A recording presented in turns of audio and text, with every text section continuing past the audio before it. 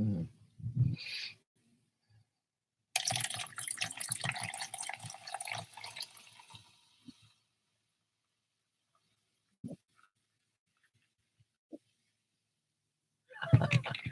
Hey, Kelly, how are you, honey?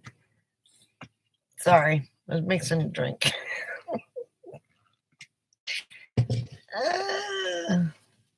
You doing okay?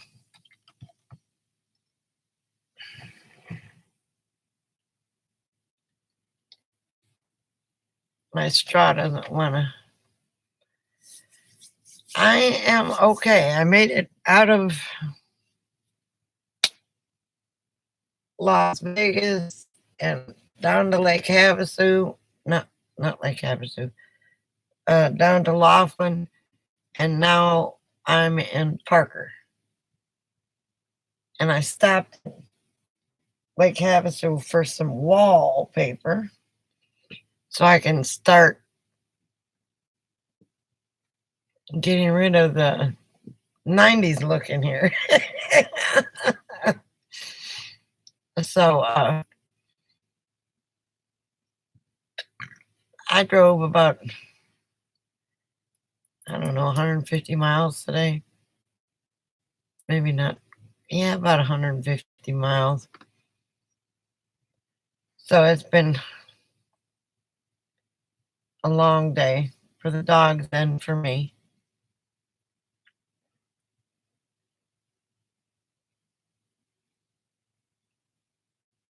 Yes, it is. I'll get the wallpaper when I get my robe. Hold on.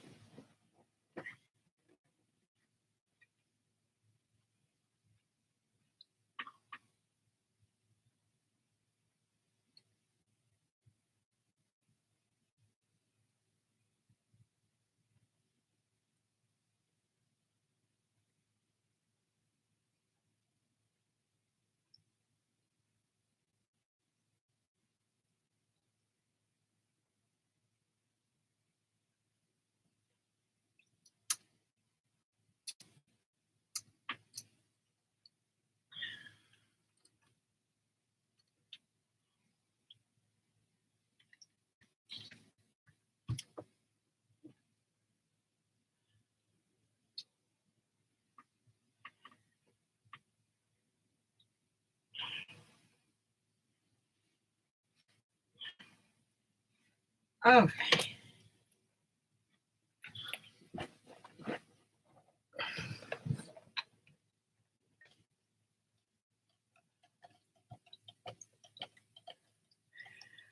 well, I thank you. Wasn't sure I was going to be able to. I had a weak signal for a while, but this isn't wallpaper. This is actually well, it's peel and stick wallpaper. But I don't know if you can see the blue in it or not. But it's kind of hard to see. It's blue and green and brown and not real bright. I guess with the light.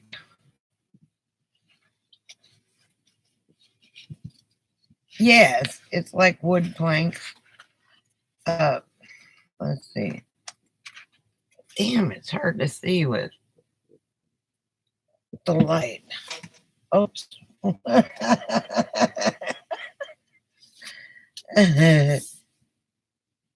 So it's going to go on a few of my walls. And I may put it on some of the doors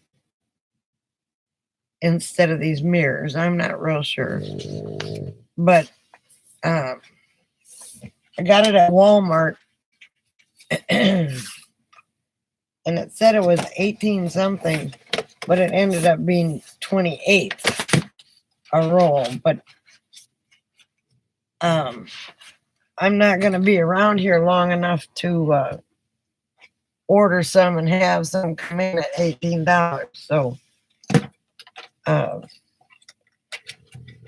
maybe I will, maybe I won't. I don't know. Yeah. But it's 16 feet. It's peel and stick. You don't have to worry about it falling off. Just clean the walls real good and stuff like that. But I bought 2 rolls, so that ought to be enough for what I want to do. And then first I'm going to paint, but I had to get the wallpaper before I bought the paint because I don't know what color I'm going to paint the walls. So, with all the colorful pillows, this is blue and green and brown and gray and all different colors. So I can paint. Clyde, really? Go. I know. We're on a slant. It's hard for me to walk, much less you. But so if there's anything else that I want from Walmart, I'll just, hey Alice.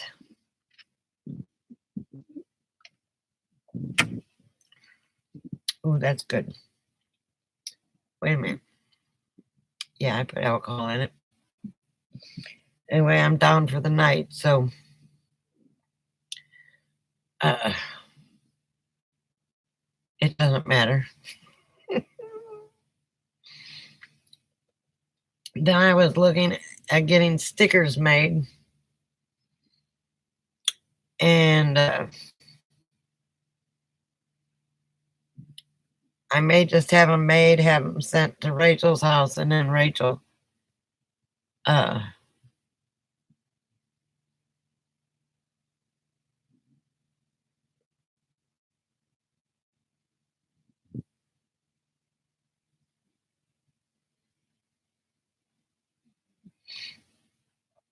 yeah, that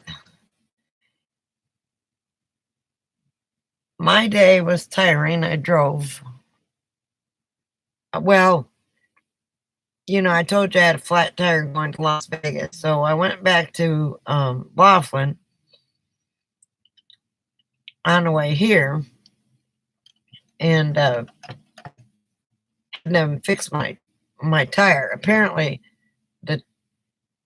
because the thing wasn't put on right, was put on loose, it broke the valve stem. So it tore the valve stem up. So he put a steel valve stem on there and got her all fixed. And, I said, look, so it's a good thing I had a dually. I said, because otherwise I'd have been in the middle of Las Vegas traffic with a flat tire. I said, I didn't even make it into Las Vegas before it went flat. And the tire didn't get tore up, which was a good thing. So they fixed it, and it held up all the way here. So I'm happy. I know, right? They're like, oh, I'm so sorry. I said, look, I want something else on here if this isn't going to work, because I couldn't even air up my tires. I couldn't even air up my tires. And the tire guy couldn't air them up. I had to put my finger down under there and pull the stem up so he could put air in it so I could get to where I was going. So now they got it fixed where it's permanently sticking out and put on right. And he said, I'm so sorry that happened. And I said, well, if it happens again, I'll bring it back. I promise you. No matter where in Arizona I am, I will come back and get it fixed.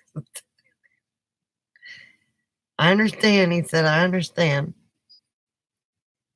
You got roadside assistance? I said, yes, I do. And he said, who? I said, Sam's. And he says, Sam's is the worst. Da, da, da, da, da, da. Or good Sam's. Excuse me. And I said, well, excuse me. Yeah, he was a nice guy, and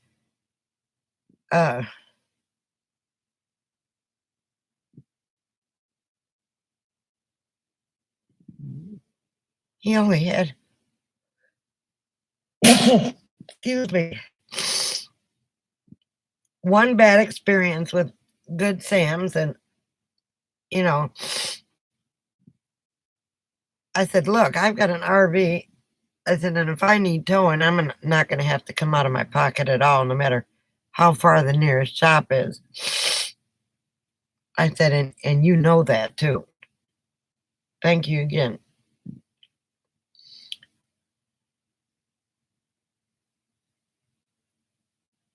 Yeah.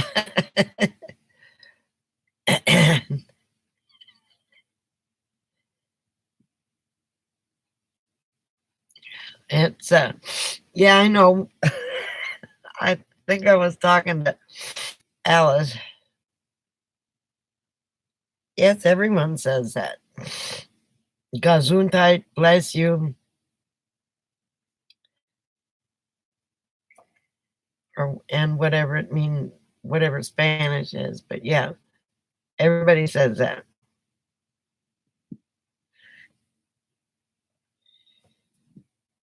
But you might as well just say it once, because once I go on a sneezing jag, I may not stop for a while. Rachel and I were in IHOP yesterday. Was it yesterday? Yeah, yesterday. And I went on a sneezing jag. I think I went off 20 times. I don't know what it was that set me off.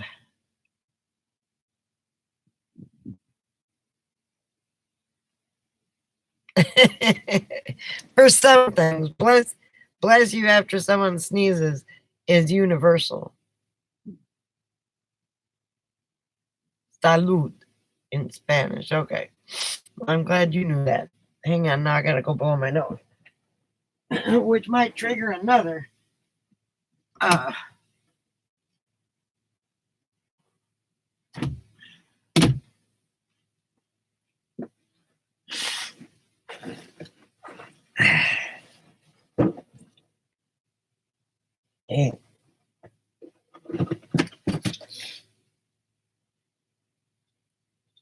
okay.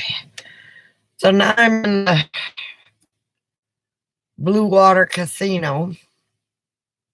And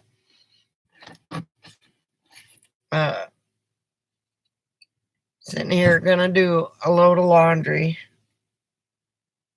And I know I just did laundry a few days ago, but I don't know when I'm gonna be able to do it. Next, we may head towards, Gigi and I may head towards, excuse me, Yuma. I did last time I was here. I ate there twice, and sat in there and had a beer and, during Thursday night football. And yeah, I frequent the casinos, but I'm not going to this time.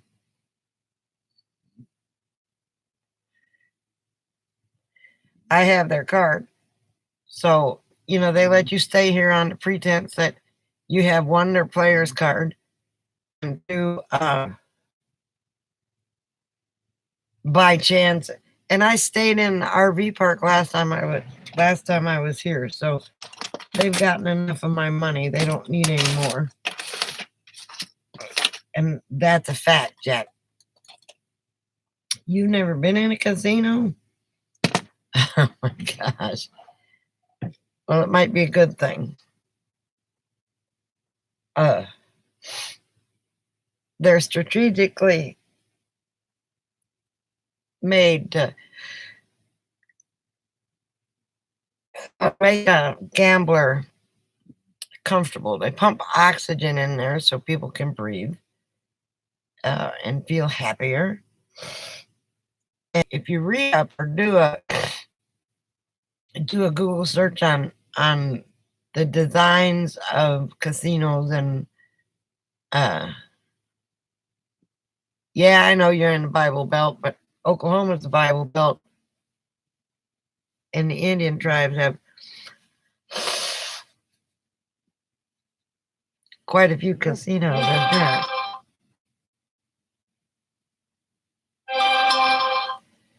Who in heaven's name is that? Hang on a second.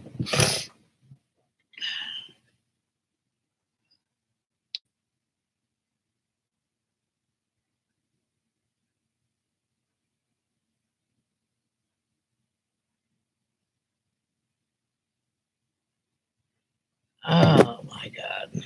Never mind. It's Tina telling us about Christmas, which I'm not going to be there. She should not have sent me there.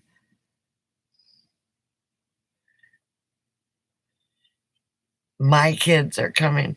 Well, oh, never mind. You don't want me to get off on that tangent. Anyway, so yeah, I was in the Bible Belt too, but they still have casinos out there, and casinos are strategically built so people gamble more.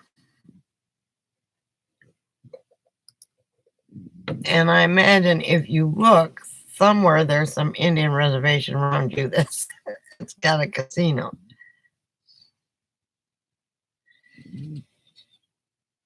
So, welcome back, Alice.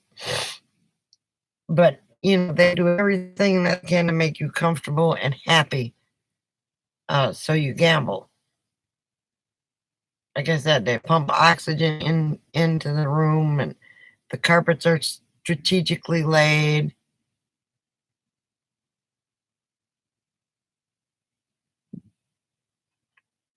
Well, they thought a professional team in Las Vegas wouldn't work either. Now they got a professional hockey team and a professional football team that's fixing to come there. So,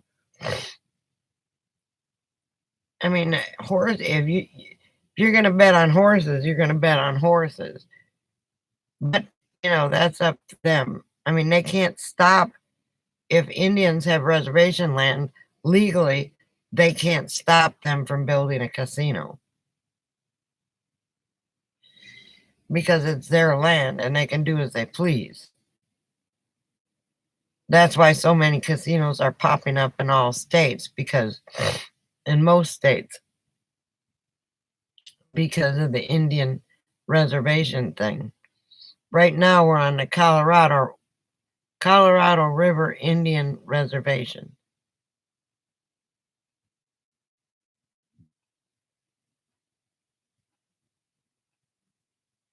Yeah, well, you can't buy lottery tickets in Las Vegas either. You have to go out.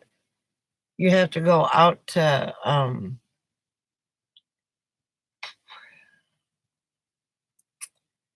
where the hell is it at? Pahrump, in order to get lottery tickets.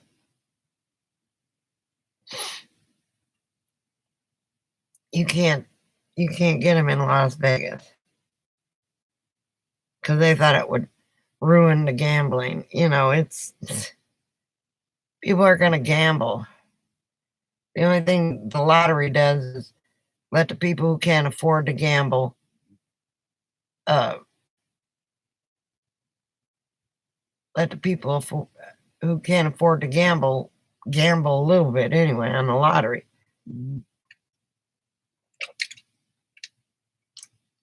But now they legalize marijuana, so they're getting their money from that. Hang on, I dropped a Pepsi.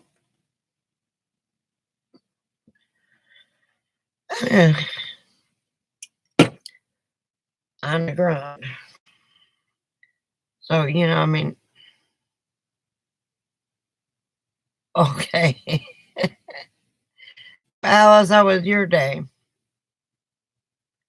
I'm surprised I'm able to live stream from here. Parker isn't a friendly town for anything, streaming wise.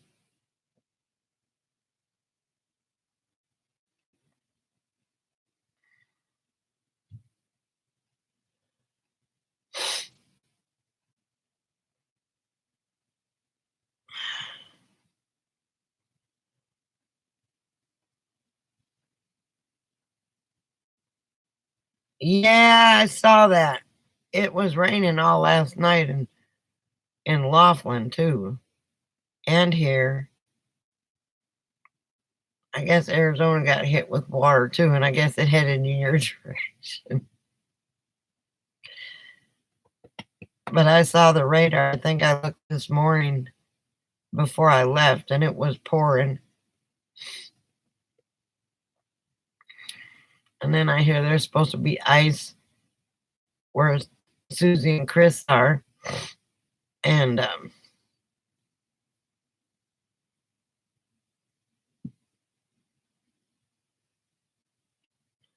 wish they would do my whole back. Hey, Grammy, how are you?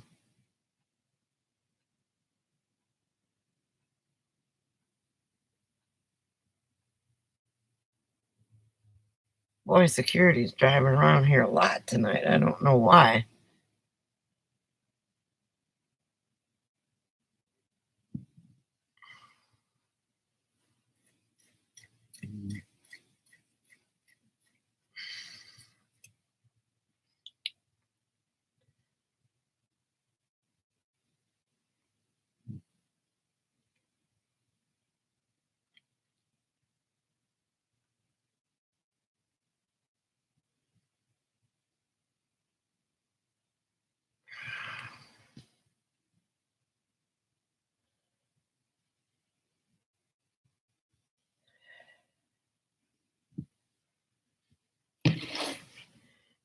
Anyway, so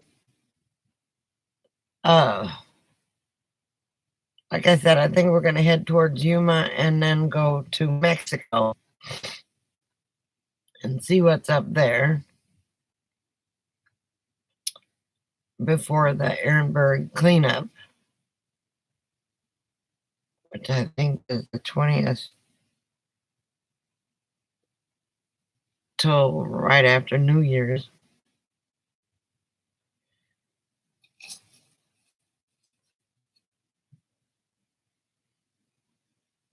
Yeah, Gigi she been sitting in Parker, and she kind of wants to move around, but she didn't want to move around by herself.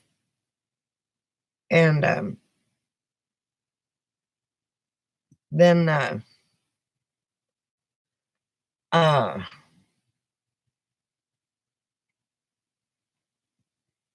welcome back.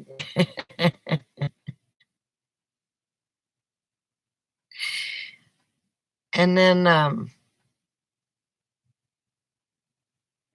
we're going to go to Ehrenberg and then the RTR after that. And then I don't know what I'm going to do. I might start heading slowly across the country to see my kids.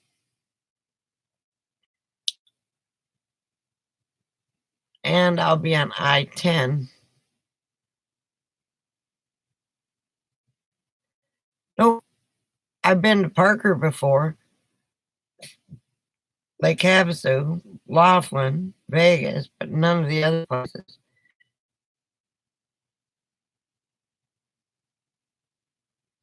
I figure if I slowly make my way across I-10, I can stop at places that I couldn't stop for on my way to the van build because I had to get there.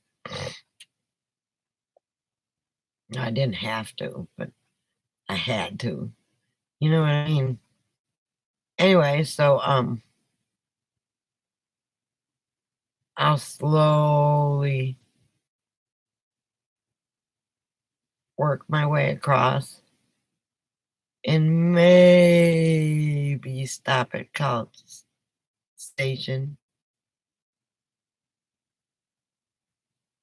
Well, you have to be, and somebody my age, if I don't do it now, I mean, and I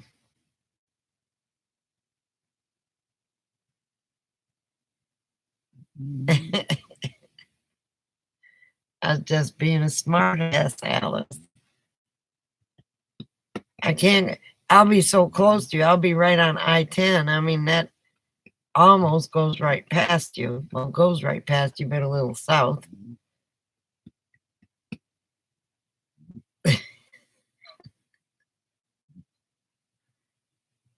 I think I can veer off just a little bit.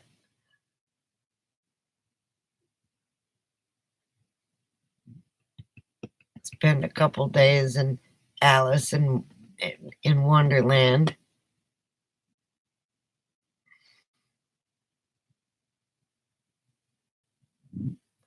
That's true. I mean, if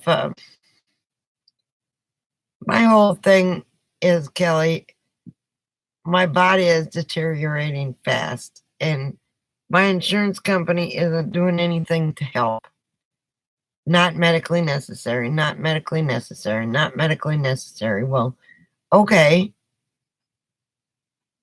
If you think it's not medically necessary, uh, then I don't get the MRI that I need, and I don't get the shot in my neck, which I didn't want anyway, but uh, they couldn't give it to me because of the spinal fluid leakage.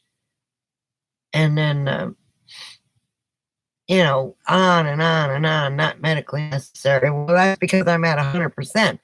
I'll bet you it becomes medically necessary after the first of the year. And then what I'll end up doing is just once the company fires me,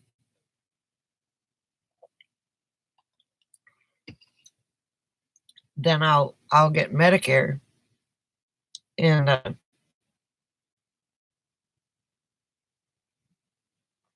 uh, then they won't turn me down. So right now I'm at a standstill. Everything my doctors wanted to do, they wouldn't let happen.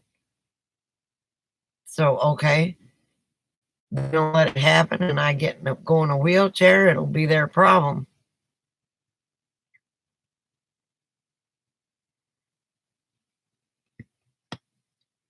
You can only mess with the neck so long and the back so long before it finally gives out on you.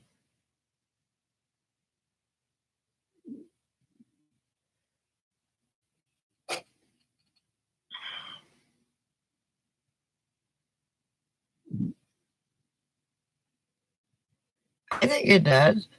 They paid for my surgery on my ear because they thought that would let me go back to work, but it didn't cause my problem with my imbalance.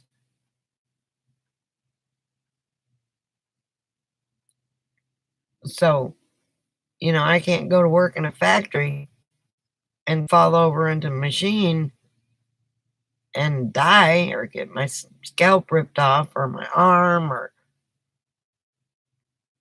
something like that.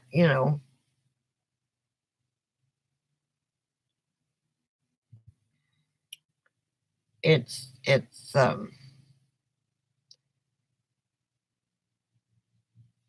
so when they fire me, I'm gonna tell them, look, you know, um, I might could have went back to work a year ago had they have okayed all the MRIs and stuff like that. And I'm probably gonna end up needing 3 surgeries, so, uh, they're not gonna pay for that.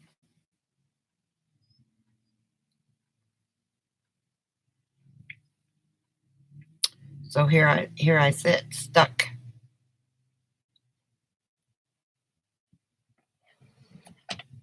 In my, the company's been waiving my insurance policy or my insurance payments.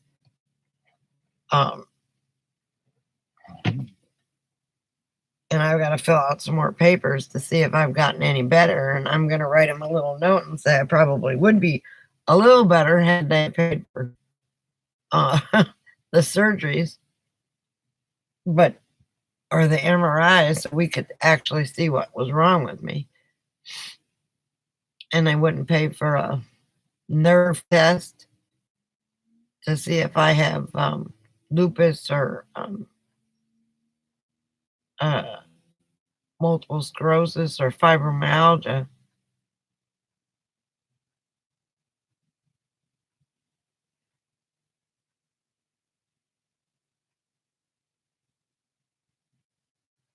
Well, they paid for this insurance, and then they figured out that's not what was causing a problem, causing my balance problem.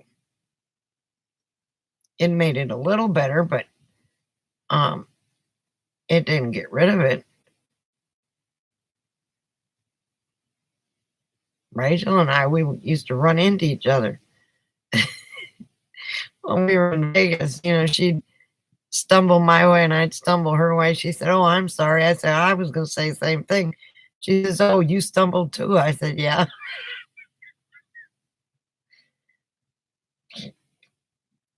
And now I got a hiking stick instead of a cane. So that might be a little better for me than a cane. I don't know. But walking without one has made me worse. So I have to use one or I'll end up with a walker before it's all said and done. Anyway, so let's just not talk about that. Give me the heebie jeebies. Anyway, so Rachel made it home okay. And where is everybody tonight? It's only showing one person on and one person. Am I buffering or anything?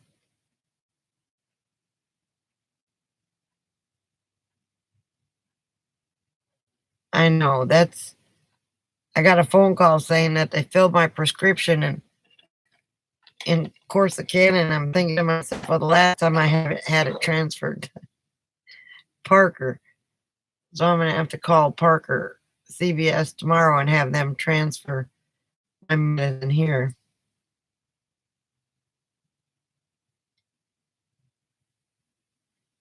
Playing smoothly, okay. Now it shows two people. Alice, are you popping in and out, or is it just?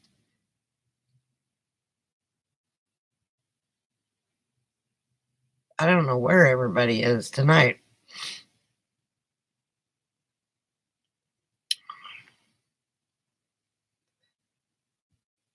I know it's been a long day for me and the poop dogs. Oh, okay.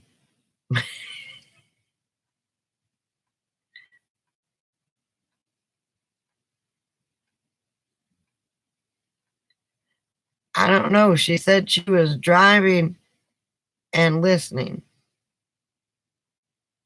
Yeah, I talked to Buck today. He's got some sort of infection. Uh, well, it fell off again. Sometimes YouTube messes up like that. Somebody's number just fell off again. But I talked to Buck today. He texted me and asked me, apologized for not coming on, but he's had an infection and they've been fighting that and it's been making him tired. So he's been going to sleep.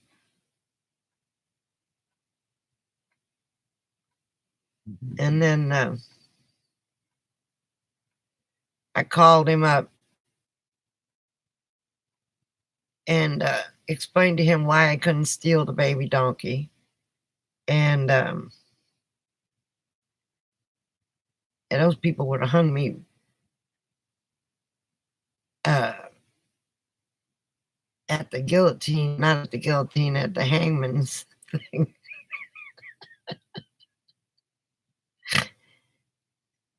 No, he didn't get out. Not for another couple weeks. If ever, to tell you the truth. I mean, he keeps if they can't get his kidneys going, then he may have to go home and go to dialysis 3 times a week, and that's not fun. So I don't know.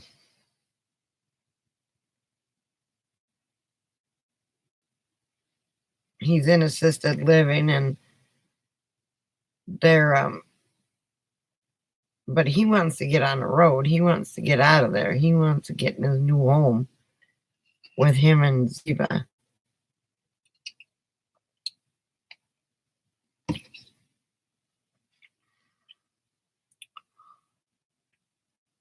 Hello, whoever just came in. If that's not Grammy Debbie, that's probably Grammy Debbie.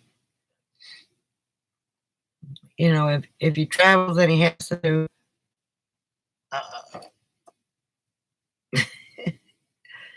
if he has to do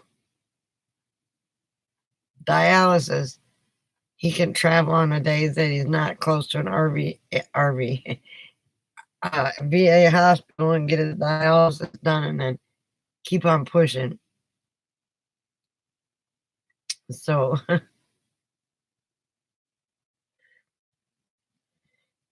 Gigi said that here in the parking lot, they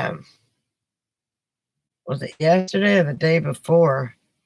She said she was taking a nap, and then she heard sirens and police cars and fire trucks came, and next thing you know, they were hauling off a fifth wheel that had a fire. That's one of the reasons I don't want to run my refrigerator on propane. Most fires are due to refrigerator fires.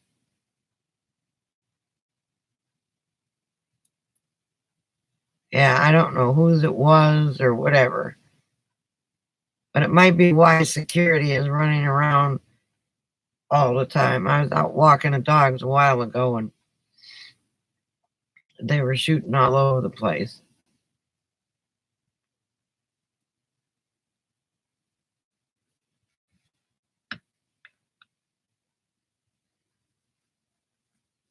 So I don't like, hey, Swamp, what's up?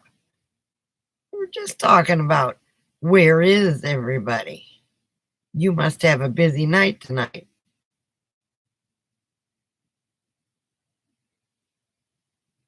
I love it when all the regulars show up. Wonder if Minivan Mike's going to show up today. I finally got to see his video and left a comment on it. Kind of said the same thing you did, Alice. Say, do what the doctors say and keep on pushing. There's nothing.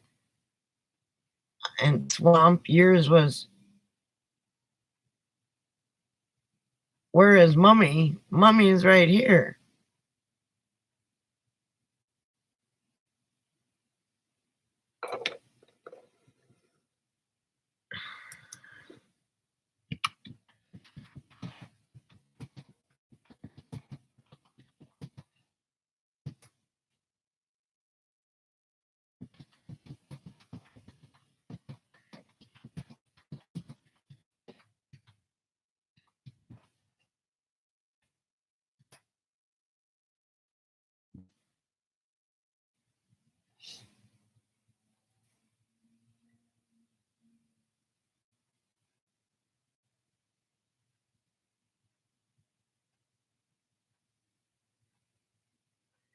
Oh my goodness. I don't think it's supposed to be that cold here. I think it's supposed to be in the 50s here. It was like 65 today.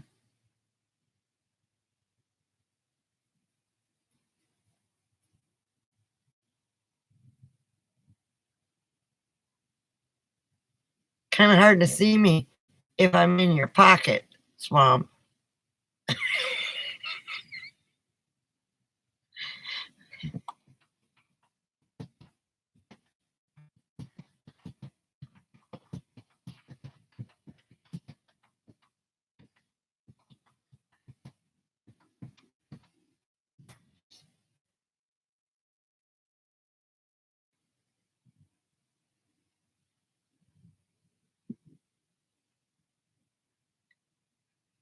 Yeah, gaming isn't my thing either. When he puts on a game, I don't, or when he goes gaming, I don't usually watch him unless he puts on there waiting for mom or something like that. Hi, Did you refresh or did you take me out of your pocket?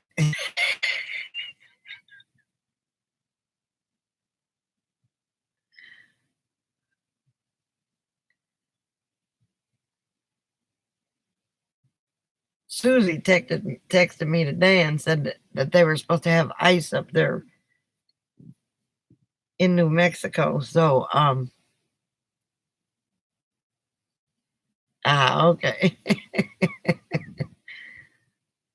So I'm hoping that she says, I hope I don't come out to an ice storm. I hope she doesn't either.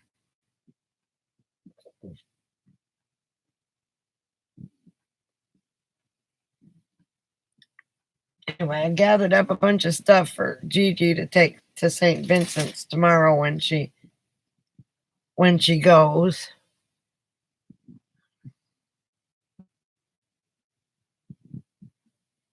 Yeah, it had rained all night last night in Laughlin, and Gigi said it rained all night last night here. Well, that's good. The wind died down in Laughlin too, so it was pretty nice when I woke up this morning.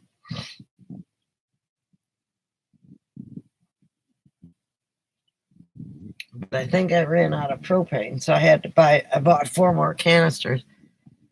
And then wherever we go to set up, I'm going to hook up my big canister and stick it through the window.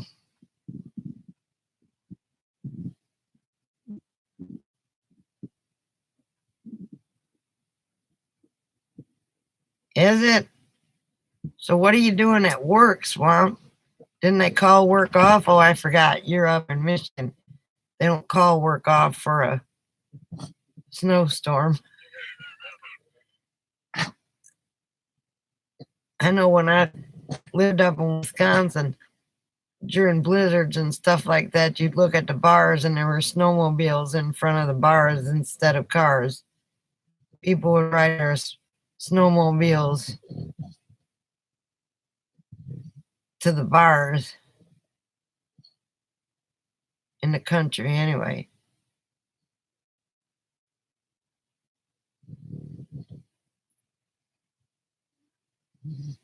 And people down south don't understand when they go up north and see ribbons tied on barbed wire fences, even during the summer. And they ask, why do you do that? And that's so nobody gets their head cut off snowmobiling. Well, there's no snow. Well, you keep it there all year long, so you don't have to keep putting new ones on. I don't know if you do that up in Michigan. I know in Wisconsin they did. There were ribbons every so many feet just to stop people from being beheaded.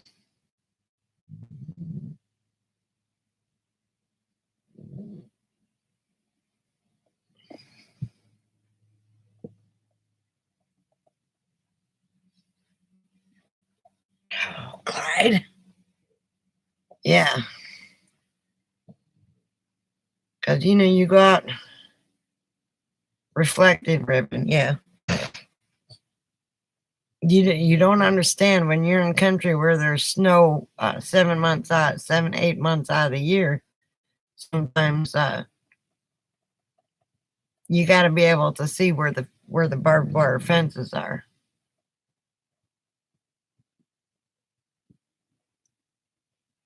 And people like going through snowbanks and stuff, and quite a few people have gotten beheaded going under those.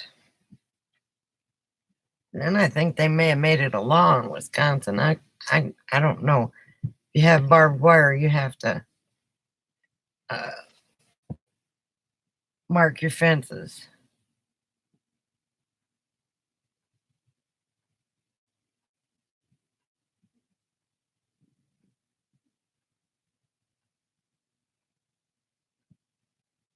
Down south, you don't have to worry about that.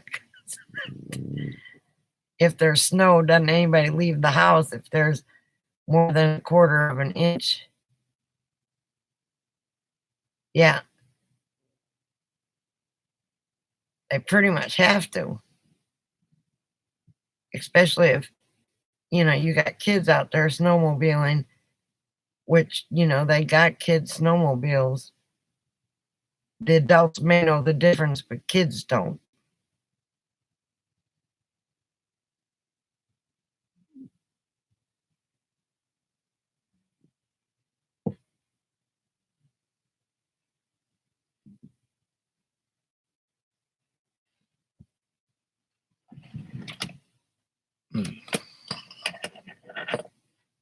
And down south, it's four-wheeling, but, you can pretty much see a fence.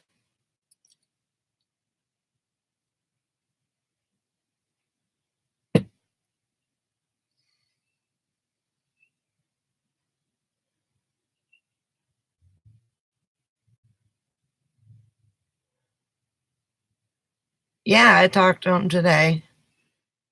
He's got an infection and he'll be in the hospital or not the hospital, the assisted living place for a couple weeks.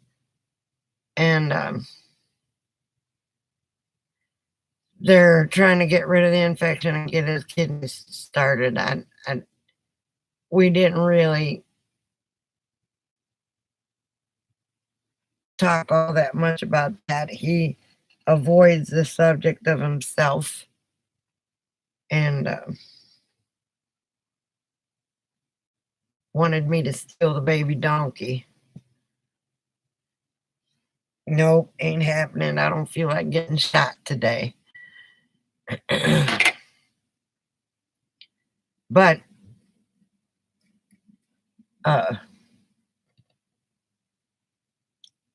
he sounded pretty chipper.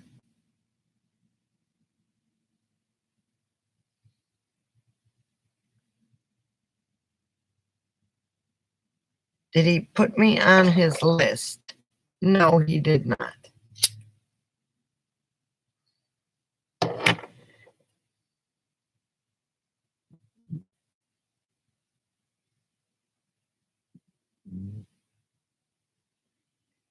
I think he was so doped up that day he forgot all about it, and I did too, but I know.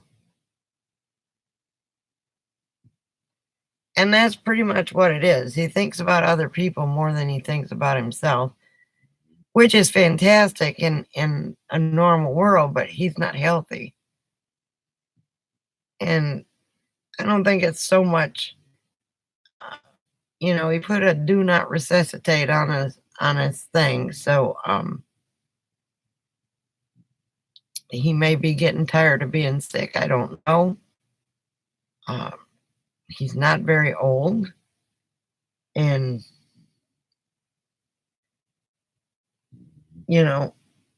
but being in pain all the time can't be fun either. I know, Alice, I feel the same way, but you can't tell a man to do something that he doesn't want to do.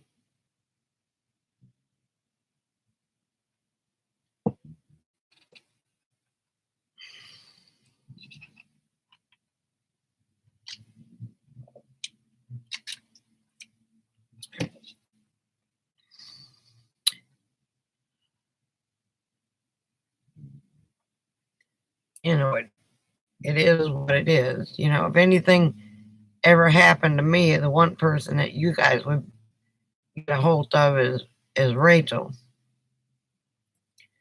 And you can get her on YouTube. Send her a message through her YouTube thing. And Alice could, or whoever's got my Facebook page could talk to her on there too.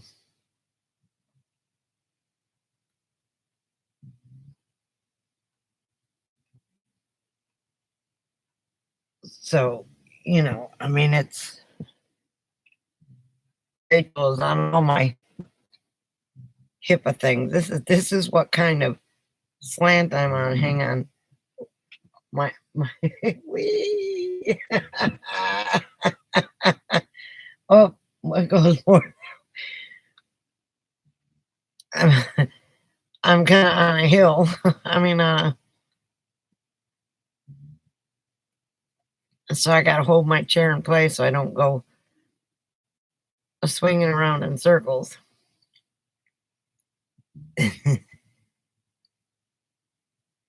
Anyway, but yeah, if anything ever happened to me, you guys would know through Rachel.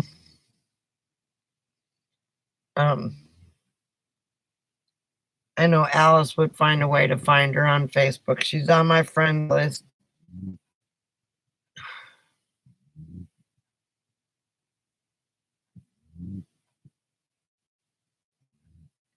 Yeah, I tried to look on your friends list, on his friends list, but the only friends he has on his list are friends that we have in common on Facebook. So I'll have to tell him to give me that information because oh, now it's getting warm in here. Alcohol will do that to you. You'll have to give him permission, kind of send him a message on Facebook and say, hey, give Carla my information or whatever. Otherwise, I can ask him and say, oh, she told me to. And, oh, okay. Okay.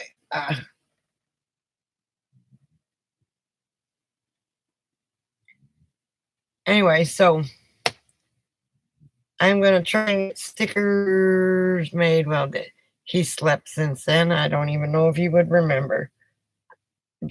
I'm surprised he's not on now.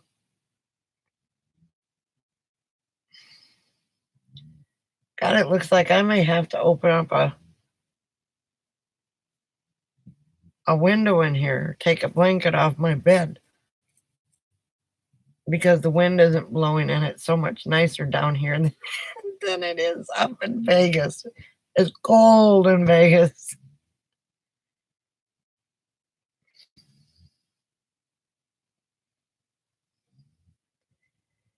I just, oh, I didn't think about that. Turn my fantastic fan on.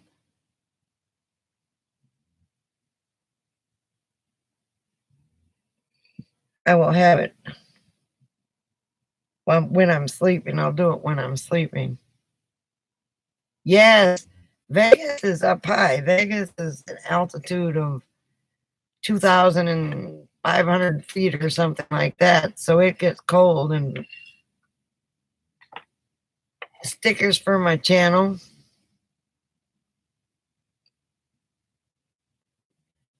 I'd like to get it before the RTR.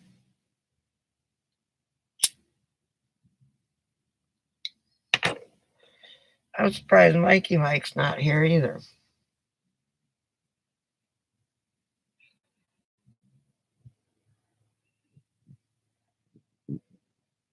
Lord have mercy. Clyde is even hot. He's getting in and out of his blankie again. What? That's just a shadow. It's not a ghost. Okay? It's not a ghost, baby boy.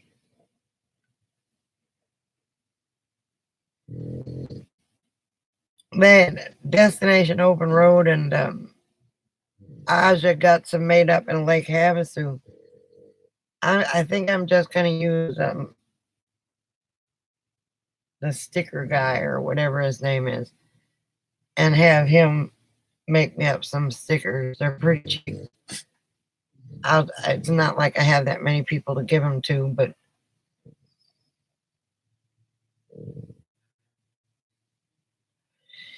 well, that's if I do videos. See, when I was at the van build, I think I was just a nervous wreck because I had just driven, all that way and everything was all cluttered up and it was, I'm kind of anal on some things and things weren't right. And they're still not right, but they're getting better. Stuff is getting thrown away and putting it where it belongs. And, the bed is better and stuff like that. And I'll be picking out paint and I mean, that was the first event that I was ever at, and I was a little nervous because I didn't know very many people, and so when I go to the RTR, I'll be doing a whole lot more filming. Uh, I tried to film going down Las Vegas Boulevard, apparently, or coming here rather from Laughlin, but I took the card out.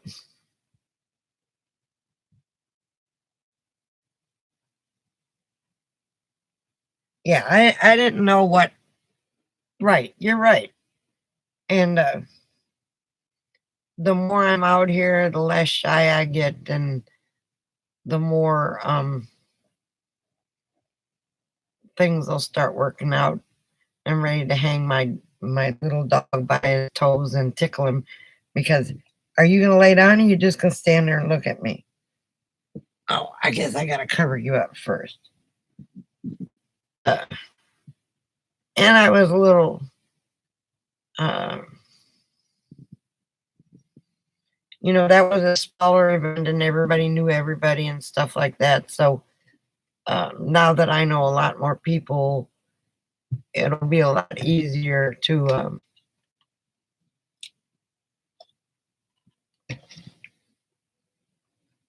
do stuff, and meet more people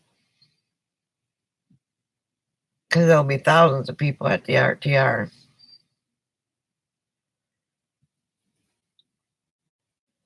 So I have decided. I talked to Sheldon's Van Life Travels, I think that's what it's called. And he said, look, he said, just do a vlog. He said, you can do the live streams, they're great. He said, but do an everyday vlog on what your life is like. He said, it may be boring sometimes. He said, but that's what people want to see is what your life is like. It's like, okay. Uh, so that's what I might start doing.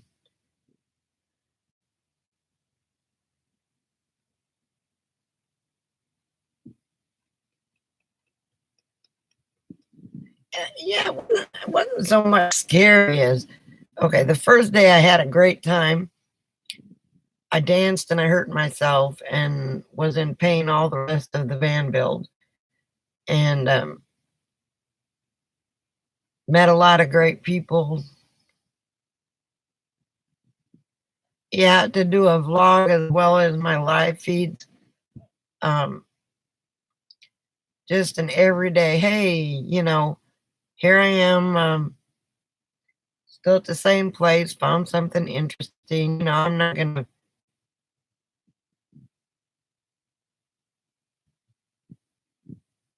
That's true.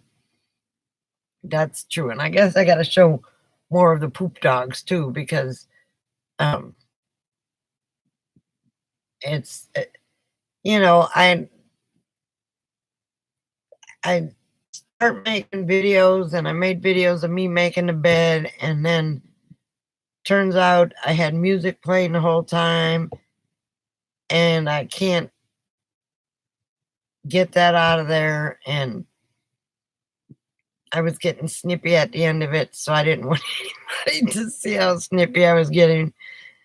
Uh, Rachel and I had our little roundabouts and stuff like that, but she made a video of pictures of the whole thing. So maybe I don't get snippy very often, but I was getting irritated as heck because I couldn't move. I felt claustrophobic and I started having a panic attack and just putting a bed together. But it is what it is. I mean, some people don't care for me. I don't care if they care for me or not. I really don't care. I do in a way, but in a way I don't. I mean, it is what it is. People want me to put makeup on all the time, and I'm like, what for? I put makeup on for special occasions.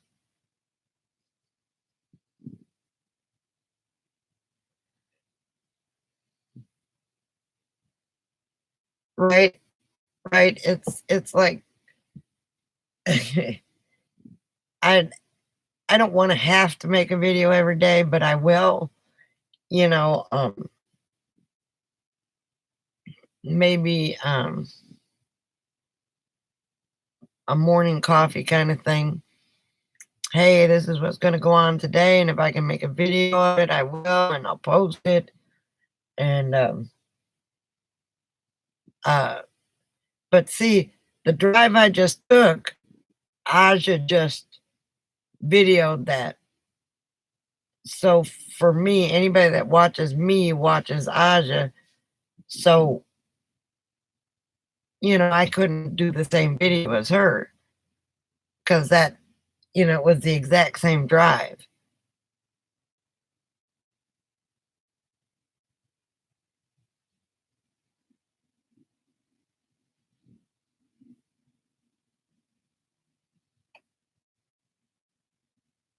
Yeah, I don't. Sometimes I'll put my eyes on, and sometimes I'll put my eyes and my lips on, but I won't put makeup on because I don't see any sense in it. I mean, not on the road anyway. And like in Vegas, one day I wore makeup. Oh, I think we were going out to eat, and Rachel said, "Dial yourself up, and we'll go here and there." And I said, "Okay." So I put makeup on. It's like, and then did a live feed with makeup.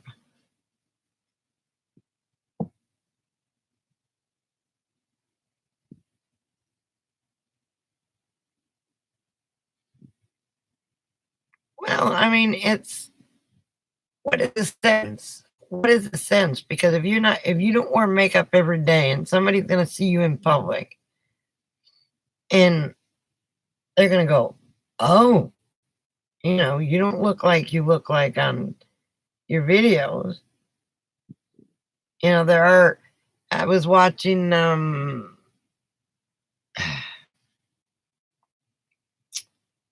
what's his name yesterday, Thirsty Thursday, Blind Views.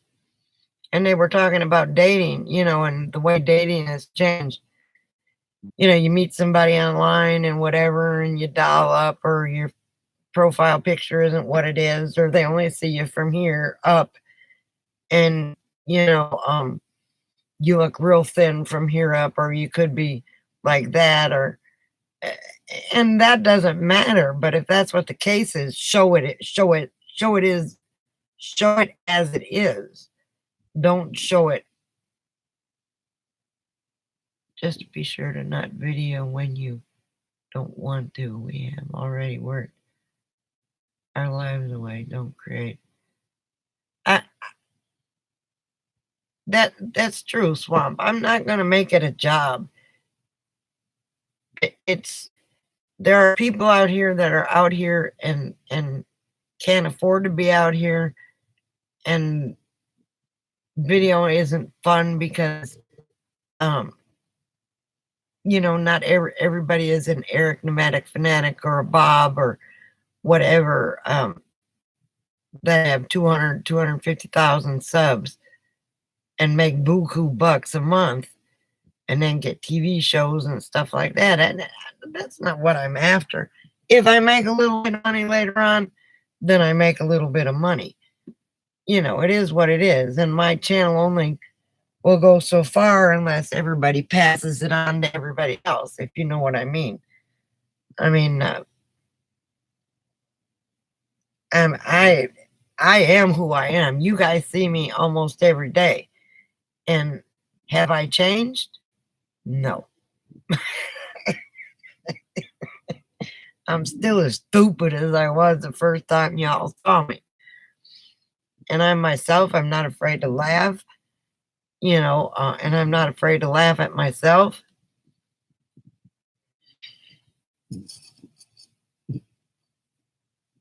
It is what it is. From the first day y'all saw me, I think I'm the same as I was back then, except now I'm on the road and not sitting in someone's damn driveway or in an RV park. Well, thank you, Swamp. I appreciate it.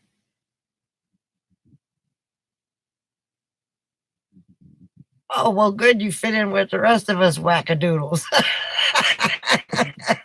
We're all a bunch of freaking nuts in our own way. Alice is a ninja, but when she comes out a ninja stage, she comes out sometimes. Uh, how do you put it? You either laugh your ass off or go, I came out of Alice? And uh, Buck is Buck. I mean, he can't be anything but Buck unless he's sick. Wackadoodle, yeah. And then, Wookie is Wookie. And the only time Wookie comes on is when he's got news or he's bored or something like that. Now he's not working. He's working, from home now. And, it is what it is. He is who he is. But Clyde, it's like the 10th time you just come out from under that blankie. You find your own way in, get comfortable, or whatever.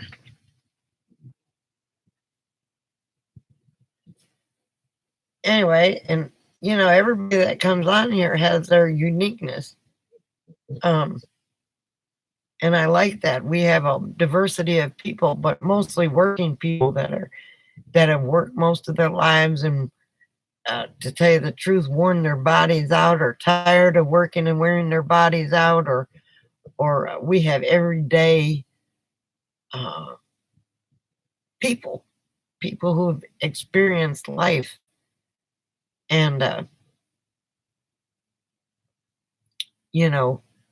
why are you standing there looking at your blankie? Are we playing Ring Around the Chair, baby? Go.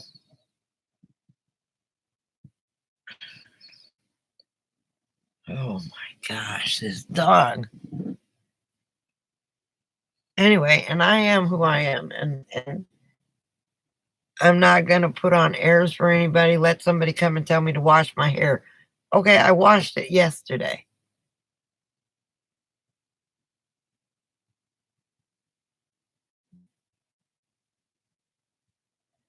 And my body and mind. So yeah, I'm glad your body is okay, Kelly. That's fantastic. I'm glad you can still do. I worked in a factory all my life, standing, bending, lifting, pushing, pulling. I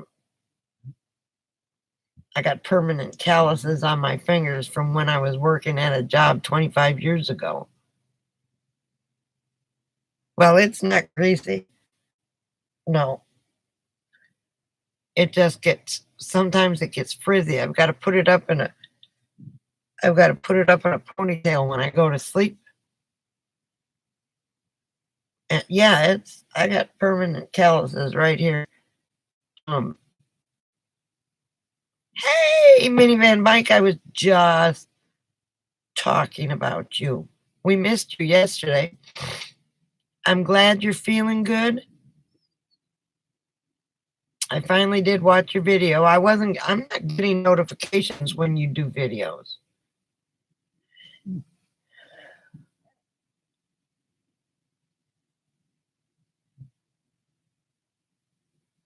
Oh, I wear a hat all the time, but not when I'm on video. And it's not a greasy thing.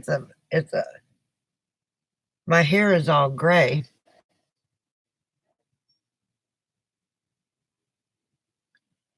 Yes, we've been talking about you. Whoa. Yes, behind your back. Now you want us to talk to you in front of your face? Because we'll tell you what we were saying. Want me to tell you? Huh? Hmm?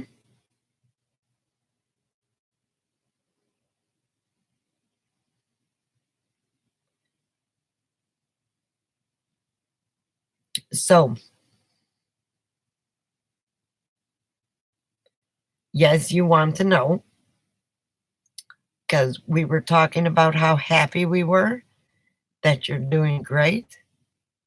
and that you're feeling better. And that's what we were talking about. I was worried about you yesterday because I didn't get, uh, my bell didn't ring when you put your video up, so I didn't see it. And they all told me that your video was up, and I went, well, crap. And I think I looked at it after the live feed last night and left you a message. But I was worried about you until I saw you on Thirsty Thursday yesterday with Blind Views. Yeah, Alice didn't see your video either. She didn't get notification. So something's up. The bell is rung. I just don't know why I'm not getting notifications. But I'm happy to see that you're better. That tickles me to death. And that it didn't have to do anything serious.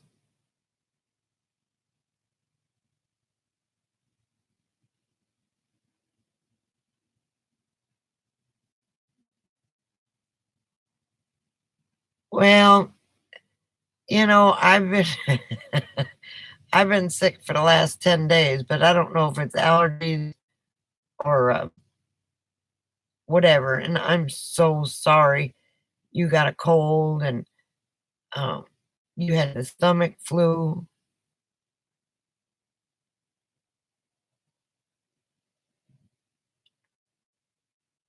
A lot of that could be you let your defenses down because you were so nervous about your surgery and everything else. So that could be a lot that you were nervous. Yeah, make a video. I'll have to look for it though if I don't get a notice. I'll check tomorrow afternoon.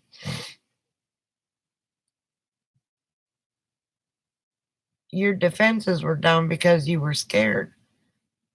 And when you're scared, your immune system goes to, maybe you may not have had the stomach flu. What you may have had was a nerve attack. It's a scary thought thinking that you might, be cracked. Your chest might be cracked open, but it wasn't, thank God. What have I been up to? I'm up to 5'1" without my shoes. I may have shrunk some. I have to measure myself because my discs are going bad in my back.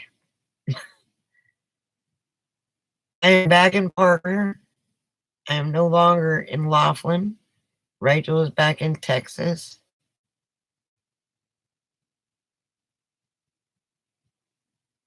Huh. Well, that's strange. I can't watch Denver Joy because of my ear. Her voice makes my ear hurt, even after surgery.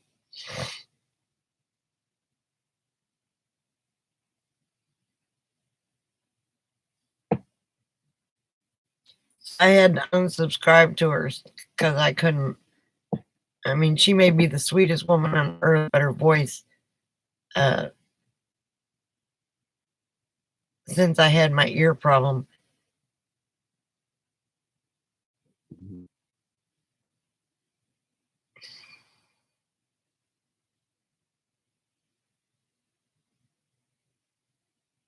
Well, there was somebody doing massages at the van build.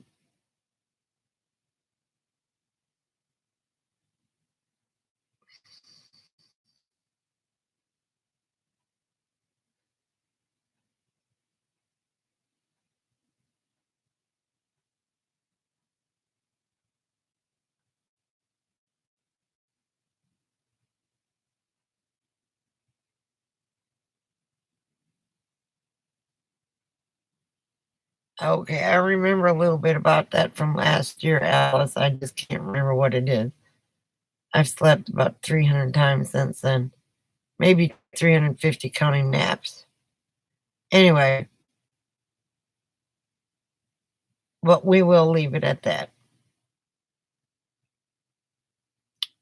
You know, some people like some people and some people don't. And I'm not going to judge anybody for liking or disliking anybody. I mean, it is the way it is. I posted on my Facebook page today, and one of the people I was actually posting to or aiming my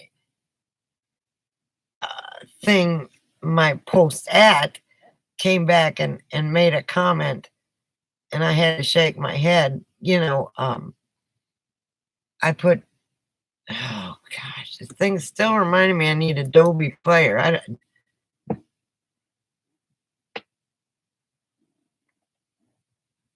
What was I saying? Oh, I put on there that the midterms are over with. Why all the hatred still? And one of the ladies down here in Arizona, I think she's in Quartzsite now. She said, "I agree with you. You know, there's just way too much hatred." Uh, well, that's fine if you like her, Kelly. And anybody, I don't watch her because her voice goes right down my spine and in my ear, and my ear starts to hurt. But I put why all the hatred, and one of my friends put on there, well, when all the libtards, when all the libs, it'll happen till all the libs get their way. Well, it's not the liberal people, and it's not the right or the left. It's everybody. And I'm tired of the hatred. And if political stuff keeps going on my page, I'm deleting people who can't be nice. My world is not about hatred anymore. It never was, but I mean, I lived with it for so. You need to lay your butt down because I'm not covering you back up again, you turd. Where are you going? There you go. Turn around, do whatever. Okay, are you happy now? So I just don't like hatred, period. And I don't have to listen to it. And if I have to put everybody who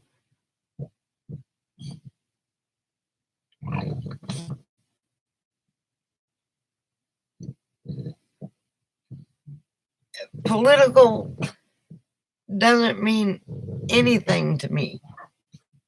It's the hatred. It's the hatred on both sides.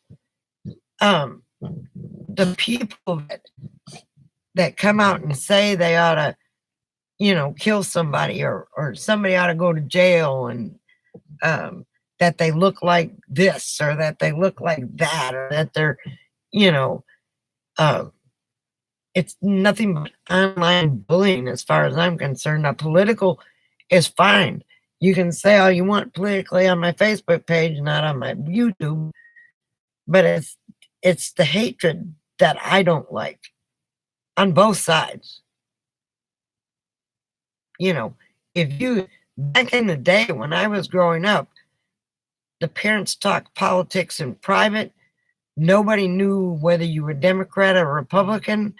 Nobody asked because it was your right. Nobody asked you who you voted for because it was a secret thing to vote, and your opinion was your opinion. Now, holy crap. The hatred that comes out in the politics is just ridiculous. And some of my friends that I thought were very dear friends, how can they be so full of hatred? And I don't care what political party you are. I don't care what religion you are. I don't care what color you are. I don't care. You could be from Mars for all I care. As long as you're nice to me, I'll be nice to you. But don't sit there and post hatred about people that are liberal or whatever, libtards. Well, okay. I know a lot of liberal people, and I'm going to shut up. I just don't like the hatred. That's all. I don't like the hatred. And if my friends, I don't care about the politics. You can talk all the politics you want. Just don't talk hate. Because I don't, people don't need that in their life. I also posted on there, I said nowadays, just because I don't agree with you, or so I reposted now that just because I don't agree with you doesn't mean I hate you. And people got to know this, that even though you and I disagree on one thing, regardless of whether it be what color the table is, if I'm colorblind and see it one color and you see it another color, I'm not going to hate you because you see a different color than I do. You know what I mean?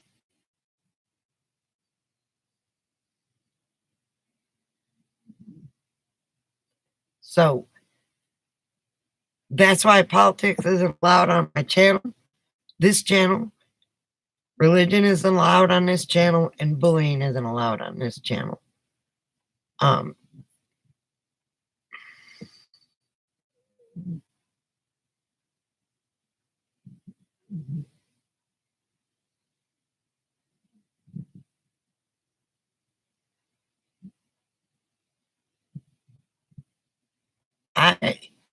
I have to agree with you. The hatred is just too much. The hatred is just too much, and it's not just politics, it's people in general. People are rude. People are, Rachel is one of the most forgiving people on this earth. And she got so mad in Oakland after we were in Vegas. What was it that she was on a machine and there were 3 other people on the machine? There were 4 machines next to each other. She was on the end. This one guy reached over and turned her volume down on her machine while she was playing it. And she had a cigarette, and the lady on the end had a cigarette, and he took Rachel's ashtray and gave it to the lady on the end. And instead of saying anything, Rachel got up and walked away. She was livid, but she was just as nice as she could be. So the next day we went to Oakland, and she was waiting in line to go to the bathroom, and she really had to go. And she was waiting in line to go to the bathroom at a restaurant, and this lady popped in front of her and didn't say nothing, just skipped in front of her, was talking to her friend and standing there, and didn't say, kiss my ass, go to hell, nothing. And Rachel said, excuse me. She says, if you want my spot in line, she said, you can certainly have it. You have a wonderful day. And she turned around and she walked down to the table and she started slamming things down. And I said, oh my goodness. Rachel doesn't get mad like that often, but it was 2 days in a row she ran into rude people. And she doesn't like that. Doesn't like that at all. And I don't either. It was just, I tell everybody to have a blessed day.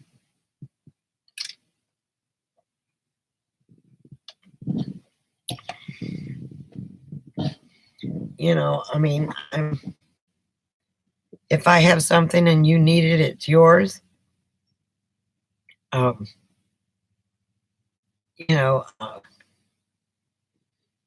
That's just, and to see people nowadays to think that they can get away with belittling people or skipping in line or not caring about the next person. And, somebody slammed a door in my face one day and I went, wow. They knew I was behind them, but I guess out of habit just slammed the door when they went through it. And I said, okay.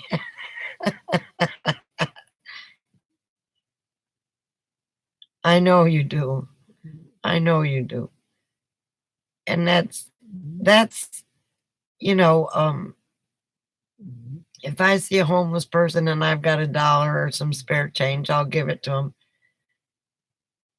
And a guy said to me one day, he said, they're only going to use that for drugs or alcohol, don't you? And I said, I don't care what they use it for. They need it for something. Maybe they'll use it to eat. Who knows? Maybe they're not a drug addict. Maybe they're not an alcoholic. Maybe they're just mentally unstable, can't keep a job. I mean, so I'm going to give, if I have $1 to give, I'm going to give them $1. What they do with it is their business, not mine.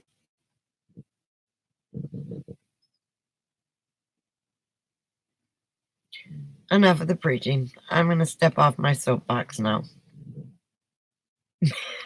I'm sorry. I just get warmed up with the hatred.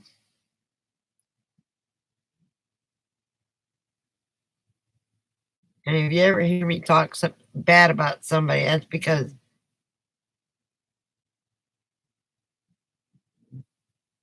they've lost their freaking mind, or meaning towards me. But very rarely will you hear me say something bad about anybody.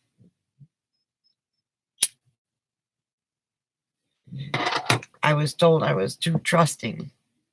Oh, well, I've been this way all my life, and I'll continue to be this way until the day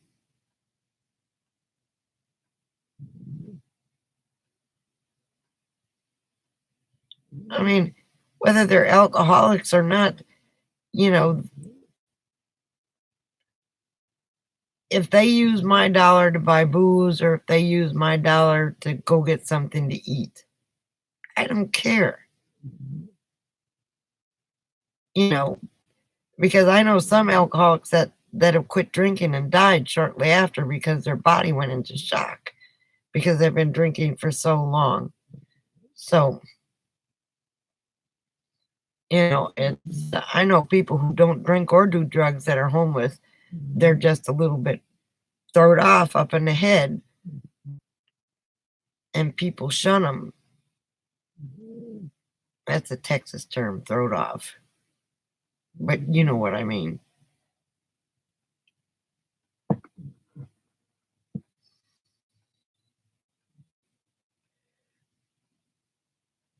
And I'm glad you do help the homeless, because if you don't, who will? Your neighbor? Maybe.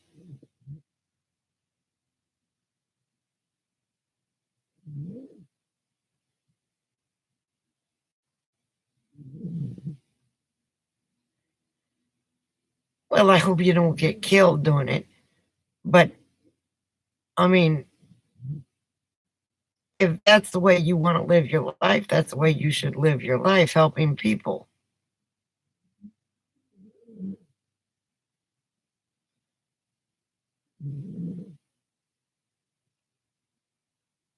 Oh.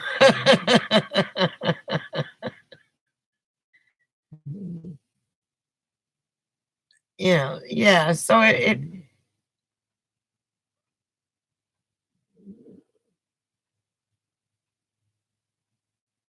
right.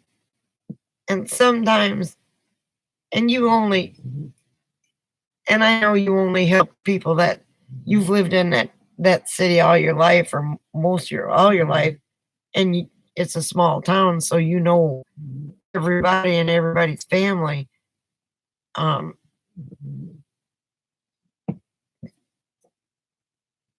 wouldn't I wouldn't do it in a city to somebody that I didn't know in a big city, but I would give them a jacket.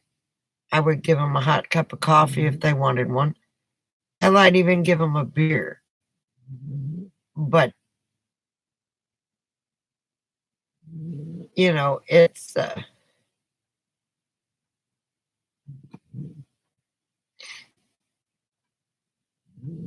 I it's just, and I don't do it just around Christmas either, where people for the 1 month out of the year they get holier than thou and they help this one and that one and go feed the homeless. And you get the rich folks who think it's a good deed, which is a good deed, but once a year to go into a soup kitchen and serve food, on a holiday.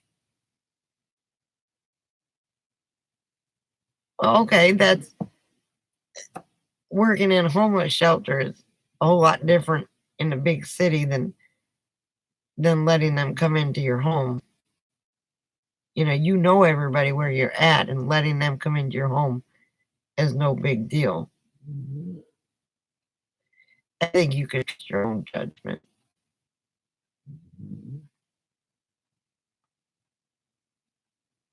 It's just I just don't, the hatred that's happening nowadays. I was in Vegas and I picked up a piece of, somebody dropped a newspaper, a page of a newspaper. Everybody was walking over it. Everybody was walking over it. And I had my cane, and it was one of my bad days, and I was walking and I bent over and I picked up the paper, and there was a garbage can just not 20 feet away, and the security guard looked at me and he kind of cocked his head, and I said, if everybody in this world picked up just a little bit of garbage, we wouldn't have litter. And I threw it in the garbage can and I kept on walking.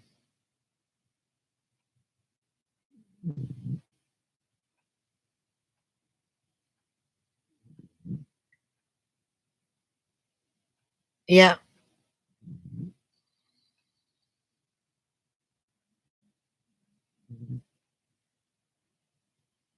And if everybody did a little bit to help the homeless, um,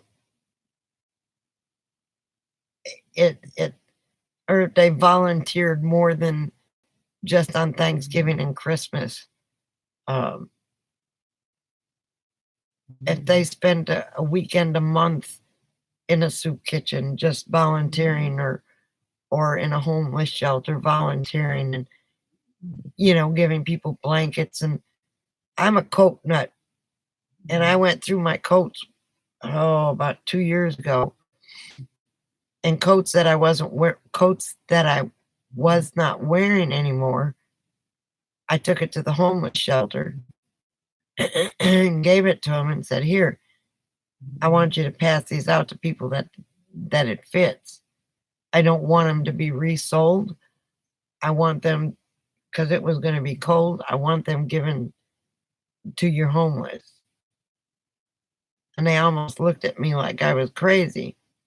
And I said, now, if I had to stand out here on the sidewalk and hand them out myself, I will. You go to New York, now people got this thing where they're hanging coats or they're tying scarves with mittens attached to it on trees and saying, if in need, please take. I think that's a wonderful thought, unless it's raining and they're wet clothes.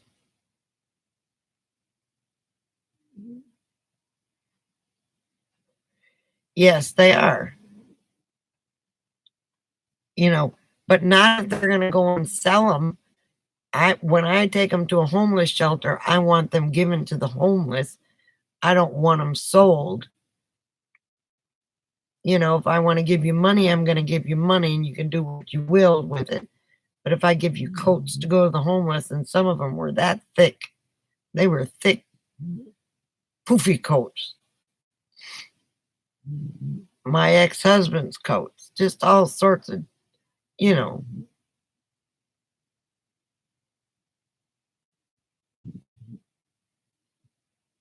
Yeah. Yep. Yep. I never thought about that. I was looking at them the other day. And I thought, who would need one of these? Because I don't need it, but who might need one of these hand warmer things? And then, of course, you know, something shiny happened and I went in a different direction. But um and if I've got enough food, I'll feed you. Even if I don't have enough food, I'll split my food with you. As long as my dogs are fed, my dogs come first because they didn't ask for me to take them. I chose them, and they come before I do.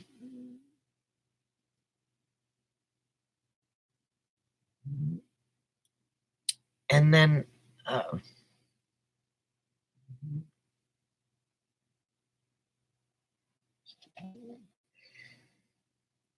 apparently he was warm. He did not want to be covered up at all. So now he's comfortable and sleeping.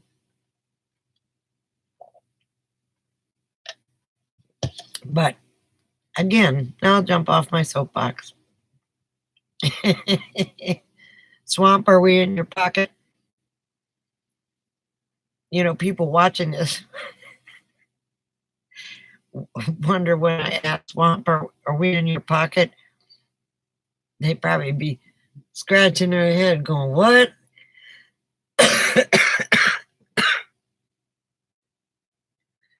But when Swamp's at work, he wears earbuds and he listens to us, and then he puts his phone in his pocket. Okay, gotcha.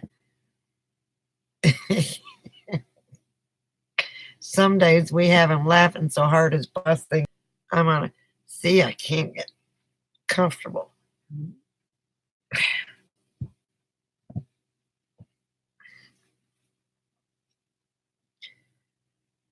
Anyway, so and then is Minivan Mike still here?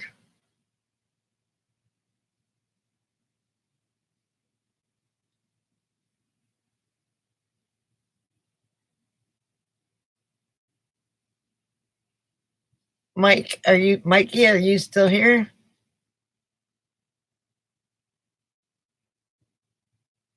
I hope so. I hope we didn't hurt his feelings by talking about him behind his back, but we only said good things. It was last year is going to build a warm shed.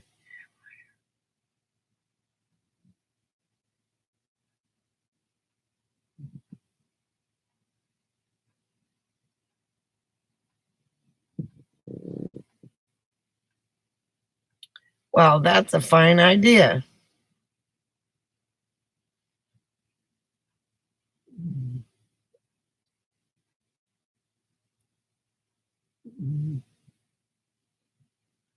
Nothing wrong with that. Nothing wrong with that at all. You know, some cities are building, I don't know if it's Austin, some cities are building tiny houses for the homeless. And I think that's tiny house communities for the homeless. And Dallas is giving the homeless jobs picking up garbage, picking up litter, and paying them and giving them a place to stay. And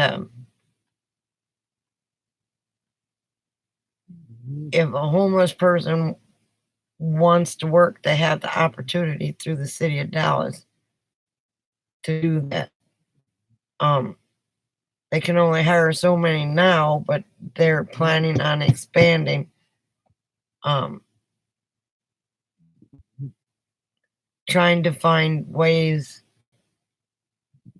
to help the homeless that are capable. Some of them aren't capable of holding a job, and it's not because they're alcoholics.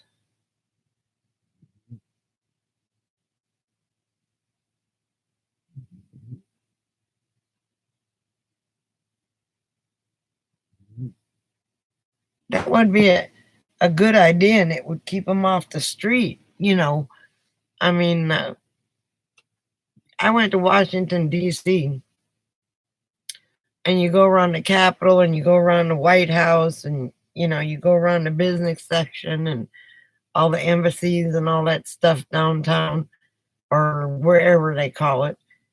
But 2 blocks down the road, it's almost like Skid Row. There's people pushing carts, and it was freezing cold in January when we went, and they were all bundled up. Hey, Karen, how are you?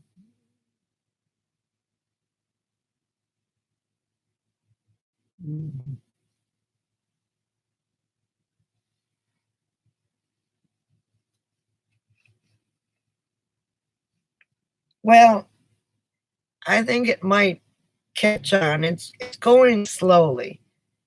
It's not going as fast as people would like, but they're helping some homeless that are willing to help themselves or that can physically do it.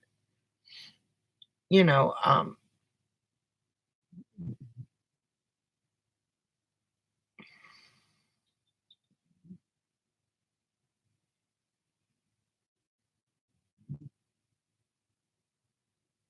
right? And they don't do a very good job of it. These homeless people, if they're some of them, if they're given a if if they're given a chance, they'll do the job. It's just, I don't know. I think it's a wise idea that the homeless would be helped, the city would be cleaner.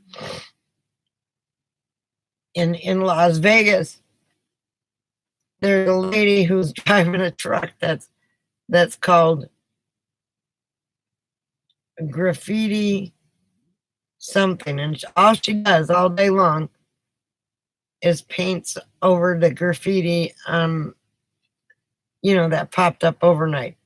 So the paint on some of this stuff is so thick because she has to keep painting over it. I think it's a I think it's a competition. But that's all she did was paint. And then she goes to the next set of graffiti and she paints that. And then, I mean, that's her job all day long. Well, why not employ the homeless to do that? Maybe she was homeless. I don't know.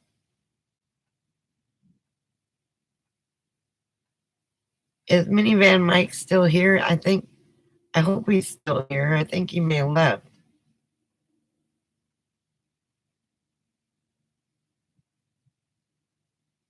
God love his heart. He keeps getting sick. He's got a cold now. Oh, there he is.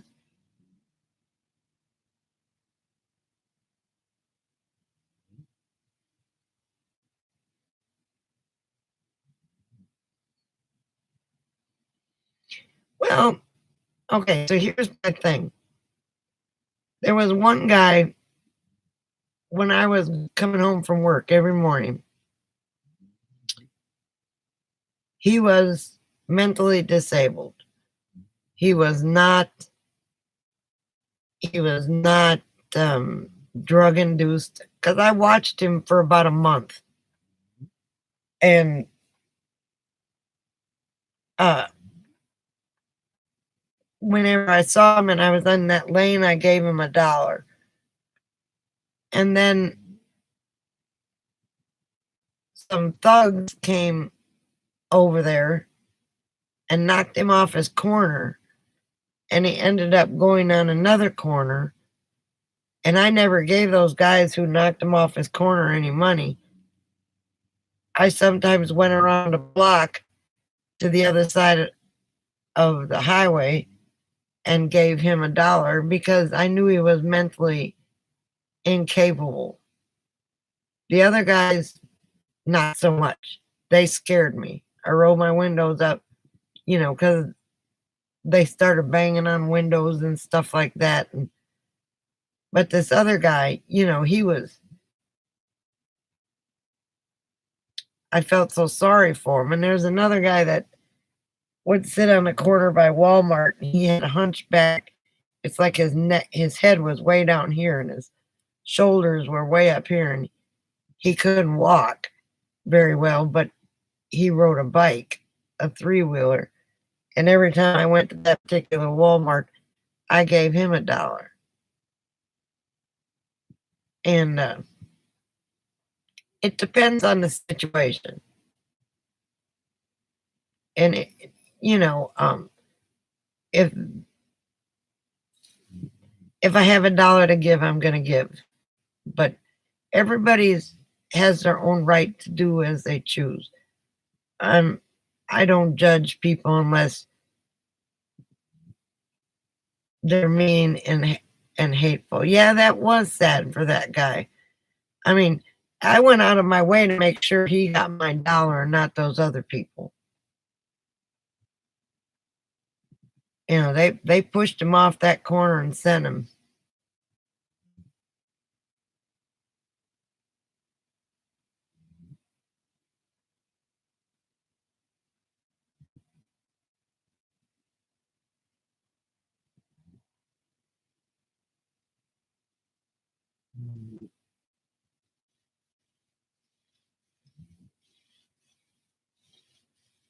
Well, you know, that's another thing, greed. We're not going to get there either. But I agree with you. I know I watch people before I give them money. There was one lady in the country, she was funny as heck. She would, anyway, we lived way out in BFE, and she would park her car on the main highway and act like it was broke down and or out of gas or something. And oh, okay, Mike, I hope you get to feeling better. You'll be okay in a couple days, and then you can keep on pushing. I think the stress kind of put your defenses down, and you sleep well, honey. And thanks for coming.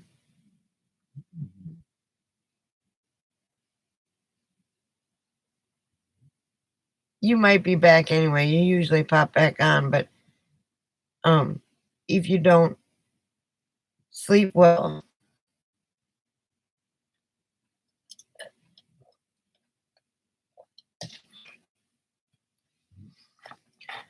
Whether big money wants it or not, somebody's going to have to do something to help these people. You know, somebody told me I was homeless. I said, no, I'm not homeless. I'm houseless. My home is right here. This is my home. This is all I need. A bathroom, place to make my coffee, a bed, a place to keep my pets warm. I even got my own little Christmas tree, which I didn't have when I had an apartment. I haven't had a Christmas tree in years since my divorce. Now I got my own little tree. I got a 40-inch TV up there that when I'm in the city, I can turn it on and watch the news and see all the hatred and then turn it off and get mad. So, you know,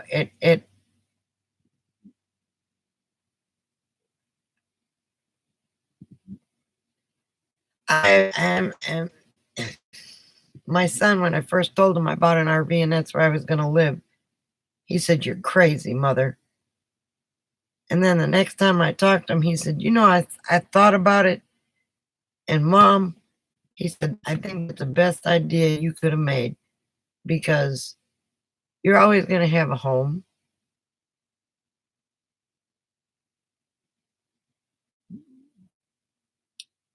I don't know that you froze or, well, you know, I don't know.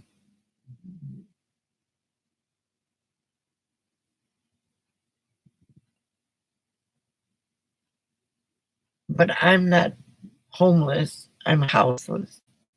I have my home right here. And if I get too sick to drive, I can park my little house in an RV park and be happy and not have to pay buku bucks. And so it makes me happy.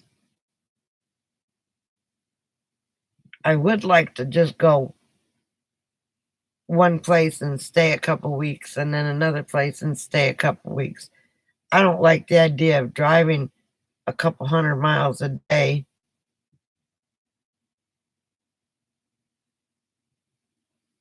That I don't like that at all.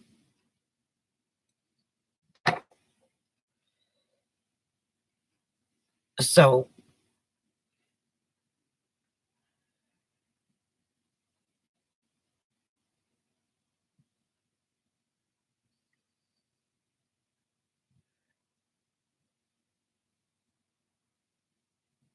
did we all freeze? Am I in the twilight zone?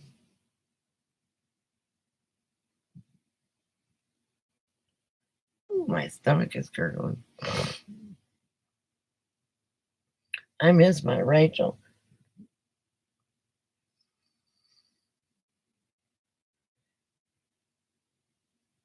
Alice, you there? Swamp, you there? Karen, you there? Kelly, I know she's there. No, you're not there? Okay.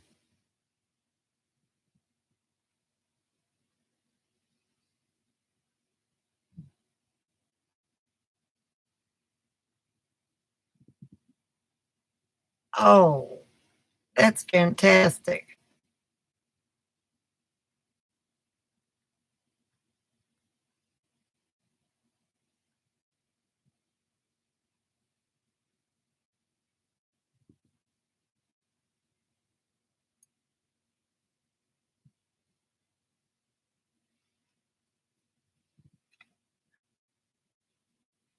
So are you going to give them to a shelter or are you going to pass them out yourself to the homeless people?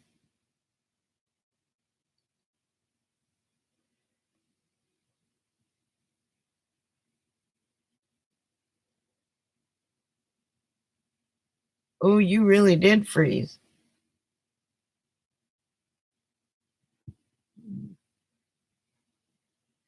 Okay, fantastic. That's fantastic. Oh, yeah, I stopped that store, didn't I? I guess Mike had to go. The little old lady that parked down the road, she acted like she was broke down and people would give her money. And then the next day she was parked on another road and she'd act like she was broke down and people would give her money. And then when the traffic wasn't bad, she'd drive off. And she made quite a bit of money till it made the newspaper. She lived in a real nice house. And she was in no way homeless or helpless.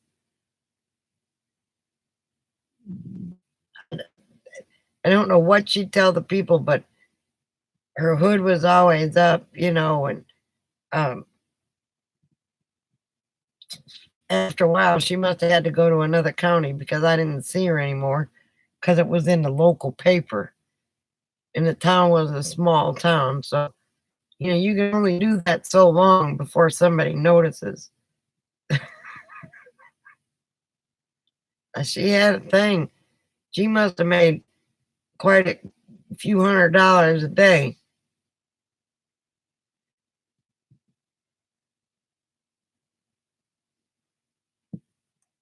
I don't know if she would act like her battery was dead and she needed a new battery and she didn't have any money and da da da da da da da da.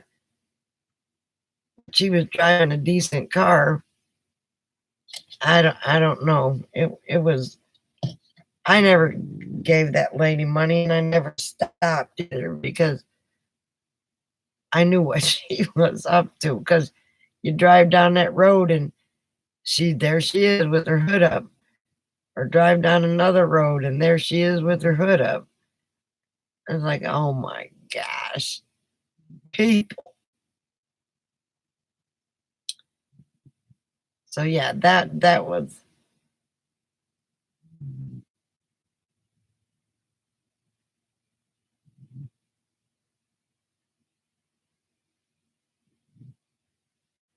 Well, that's good. I'm glad you got your 12 volt blanket. Those things are, I cannot stand electric blankets, which is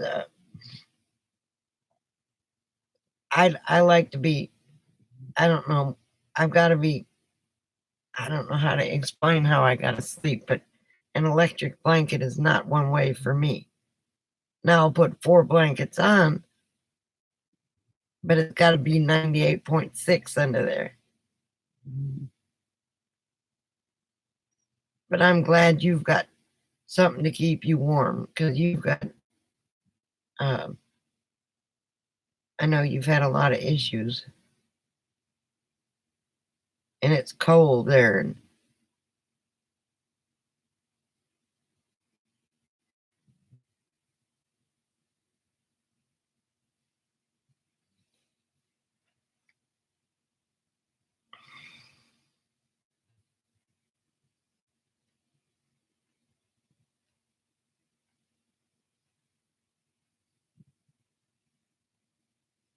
wow,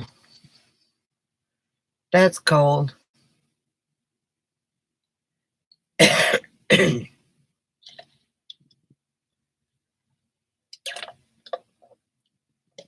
I think the coldest I've ever slept in was this thing when it was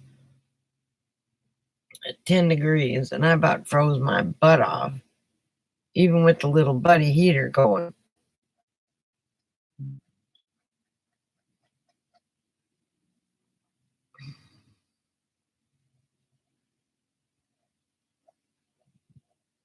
Oh,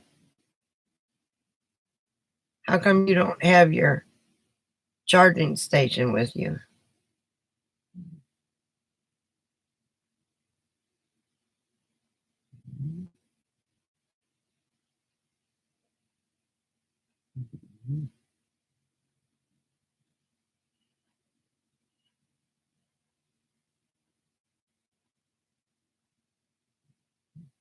Well, darn it. Is that noise?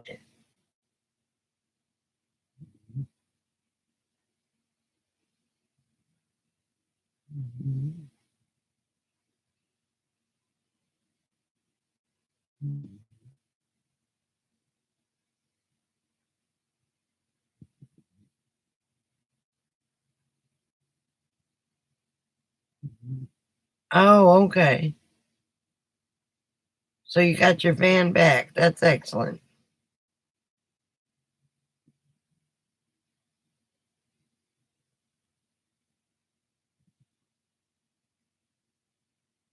Yes, the lady made the newspaper.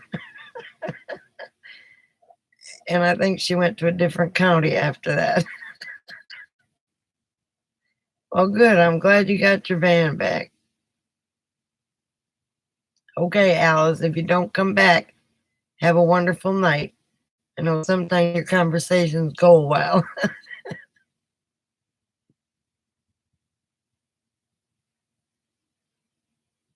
Well, I'm glad you got your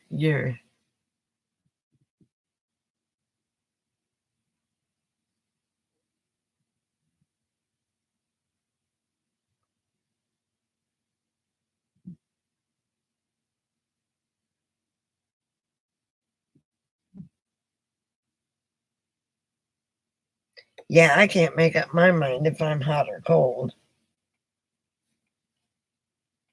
I might need to put on a thin robe.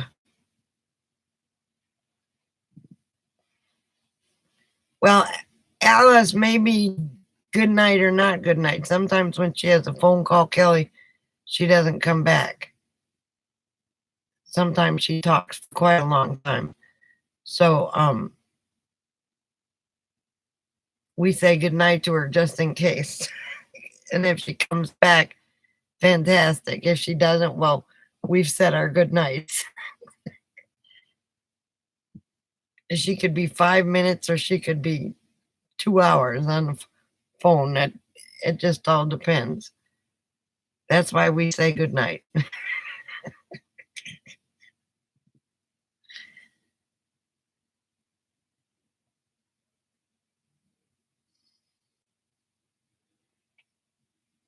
And the little puffadoodle up there is just as comfortable as she can be now that Rachel's not there.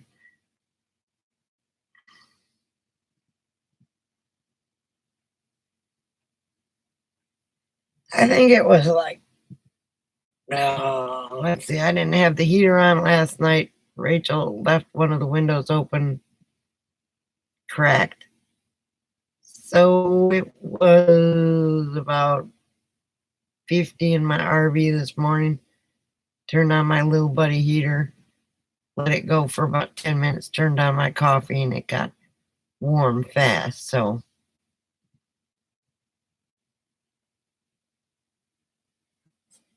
I like sleeping in cold, but I don't like getting out of the bed in the morning.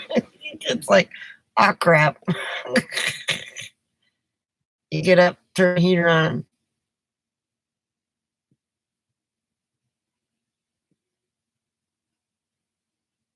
I like gas stoves better than I like electric stoves because electric heaters make me nervous. We used to have propane stove Dearborn on the wall. I'm glad you guys got those heaters. And Grammy, I'm glad you got your electric blanket. That's gotta help for 12 volt.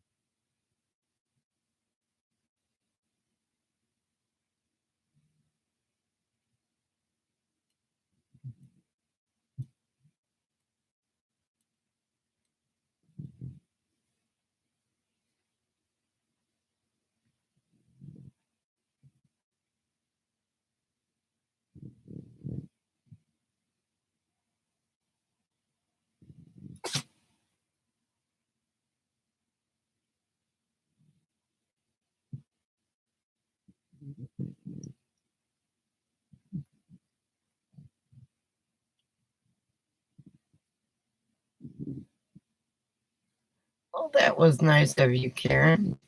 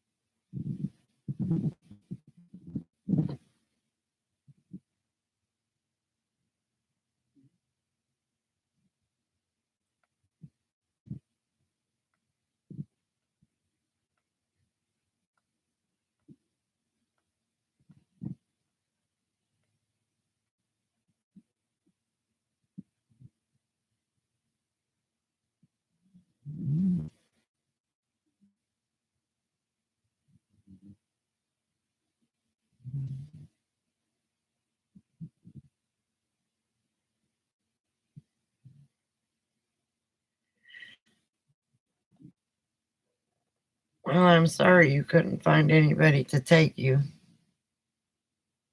but it was a good use of the money.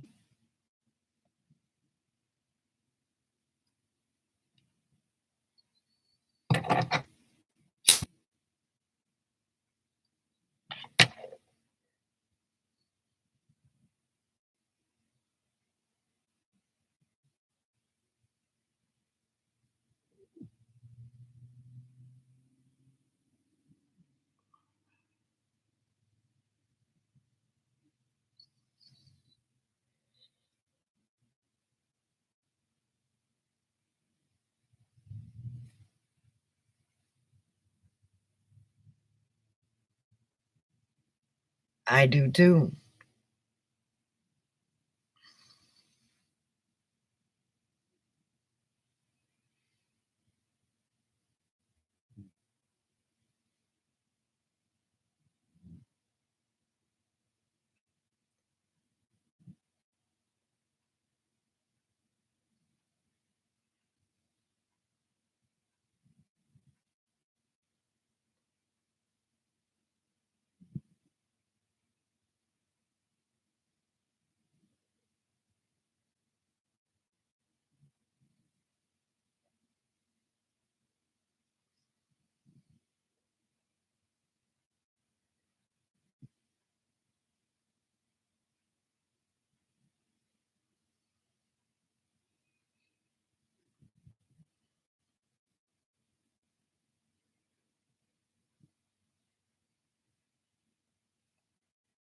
One minute. I will be right back. Oh.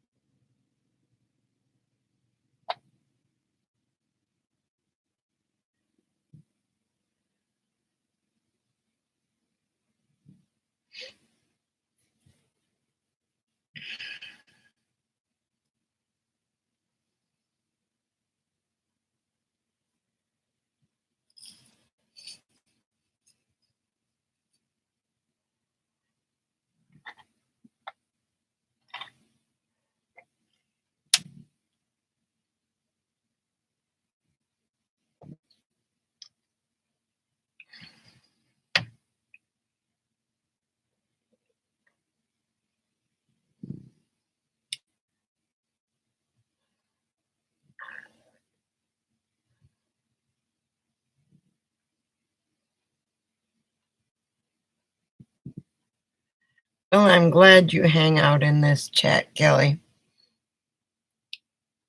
You've become part of the family.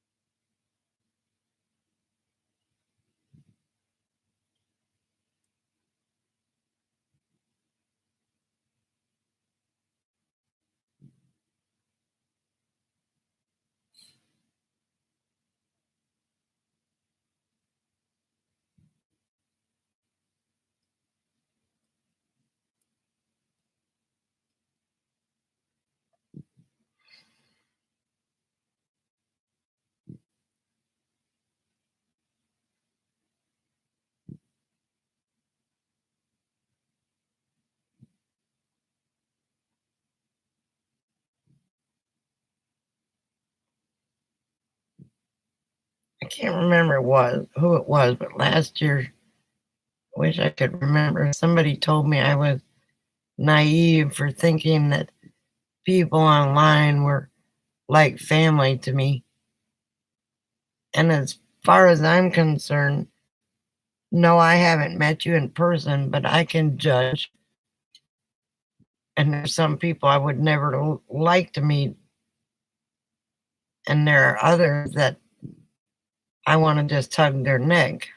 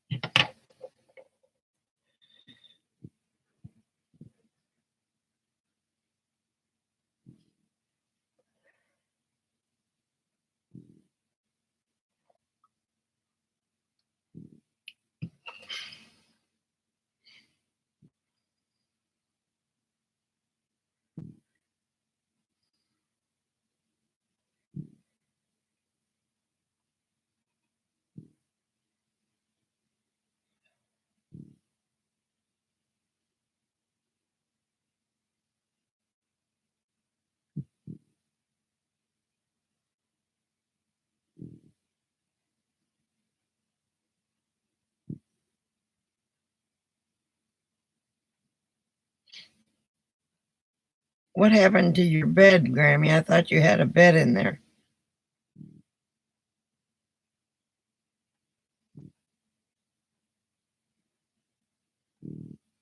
Well, that'll be a good idea. That's warmer weather. Campground is safer. You'll be able to plug in.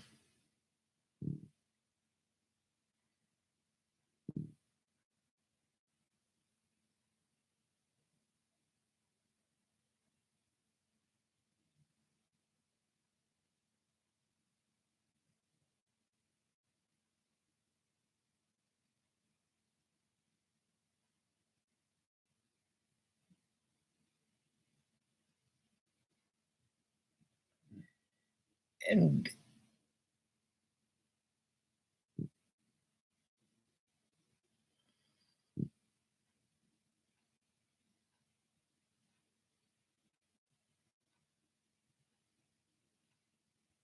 okay.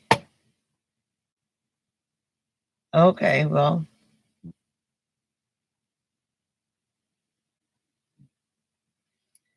it'll take time to get it straightened out. Hell, I'm still cleaning mine out. I'm downgrading. I'm decluttering every day.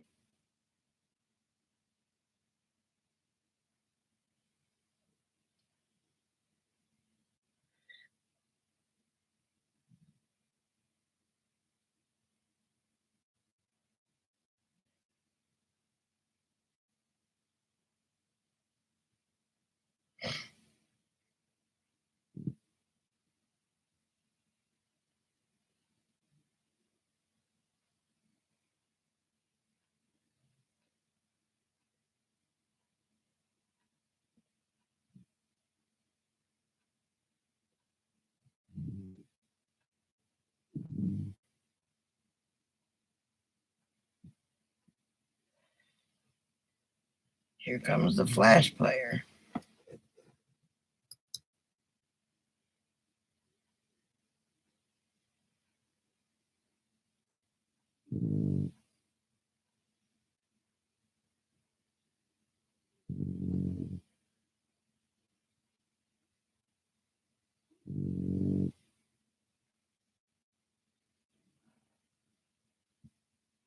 Yeah, there's supposed to be some sort of big storm coming through.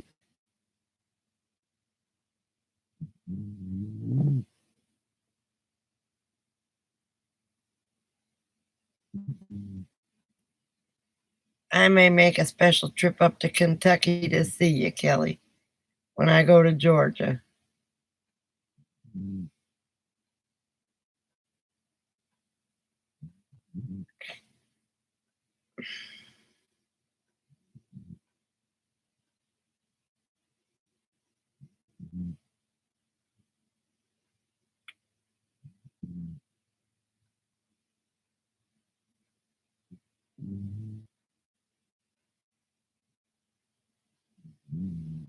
The whole East Coast is supposed to get hit. Well, northern Georgia, North Carolina, Washington, Virginia, West Virginia.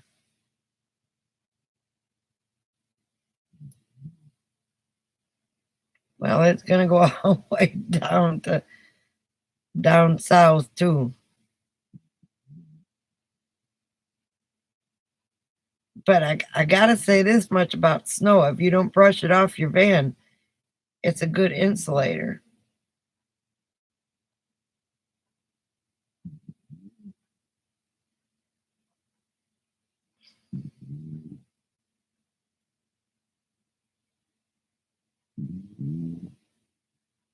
But those storms down there don't happen very much. You just be careful.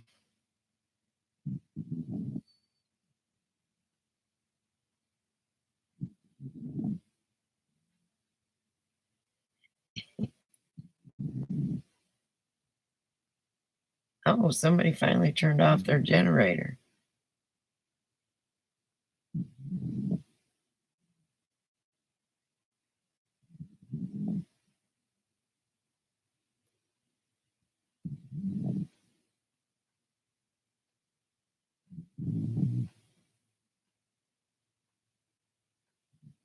Well, look at the Eskimos.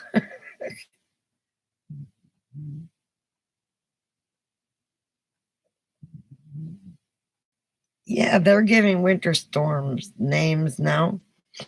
This one's supposed to be a big one. It's already started in Texas, but it started as rain. It was here the other day, and it's just gaining strength as it's going east.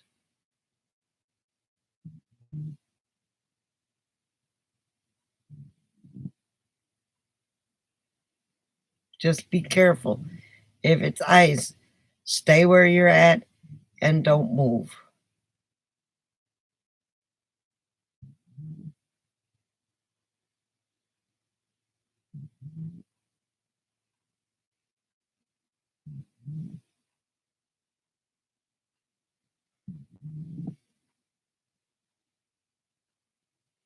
Believe it or not, look at the Eskimos. They make houses out of ice, or did and then they burn fires in there, kept it nice and warm.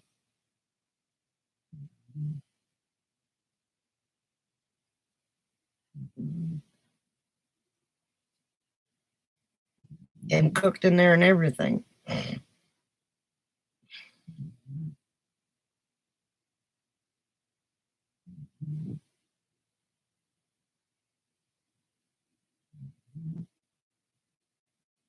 Okay, well, sleep well, Grammy.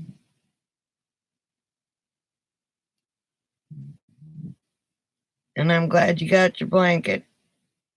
Better go to the storage unit tomorrow and get your battery pack or whatever.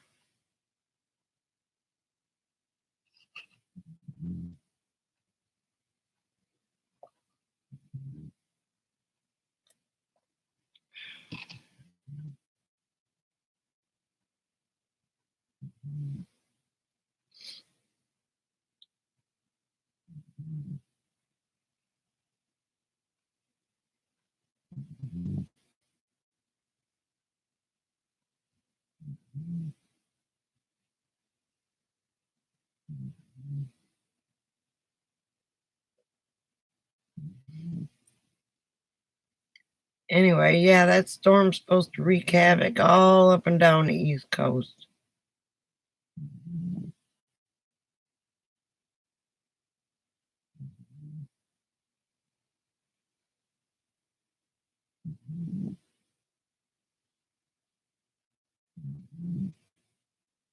Well, that's good.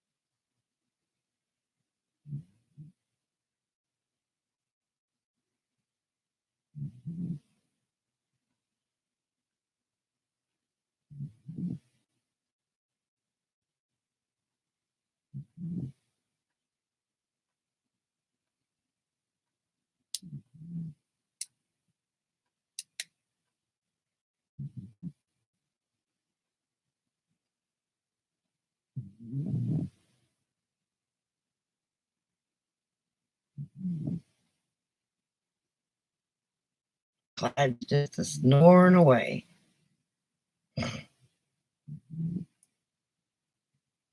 Well, I'm gonna tell you what, Rachel could shiver the walls in this RV snoring.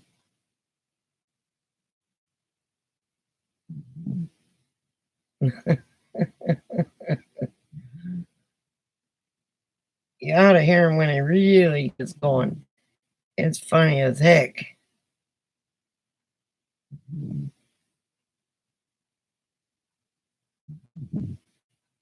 I know I've been eating a lot lately. I think I've gained weight since I've been on the road. But at the van build, everybody was always cooking something.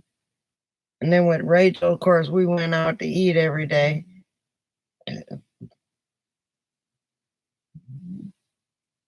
I need to start putting my money away because eventually more than half of my money is going to go away. So I have to start saving my money. No more dining out.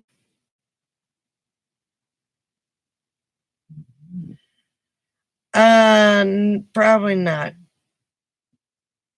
I got to do a load of laundry, and I think I'm done driving for a day or two. I have to go and get gas for my generator though, and ice. I went to Walmart on my way here to get some food. Yes, ma'am. I plan on resting for a bit. All that going and, I mean, we didn't go all that much, but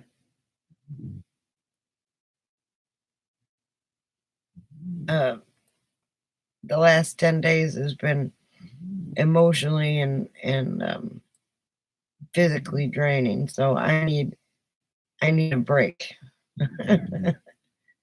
But when we do go, I think we're going to go down to Yuma. I've also got to transfer my prescriptions here. I got an email from CVS saying they refilled my prescriptions in Corsicana. And last month I got them transferred here to Parker. And I'll get it transferred here too again. So I'll just have, I hope it's my depression pills because I've been without them for 4 days now because I lost them. I may have accidentally thrown them away. And if I don't get those, I'll get pretty emotional.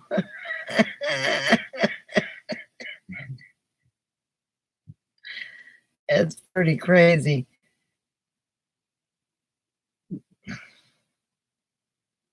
But yeah, may walk the dogs down to the river because we're again on the Colorado River, and sit at the picnic area and just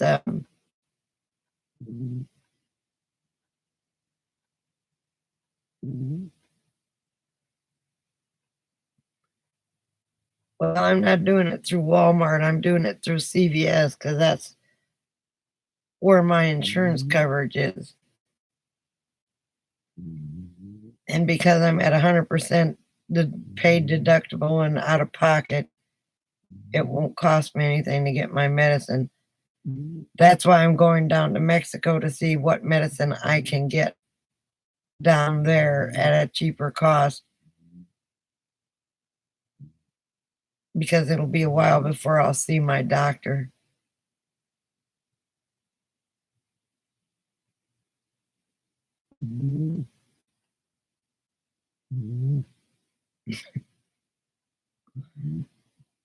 Heck, I may go see. That insurance is a joke. It's good insurance, but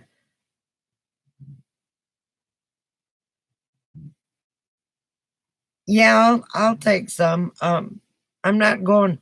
I was waiting to see if Rachel didn't have a passport, and Rachel is Mexican, and I don't know if they would just accept, with everything that's going on, a social security card and birth certificate.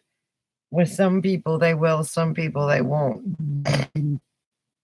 So we decided not to chance it with the unrest at the border.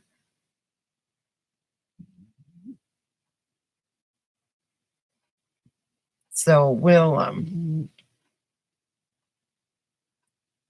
see how that goes. But Gigi's got her passport and I got mine, so and we might pick up others along the way.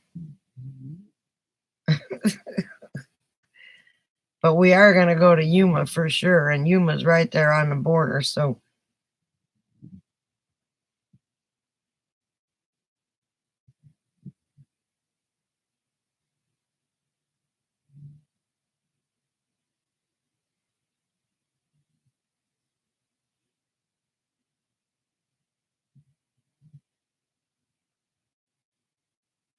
I don't know.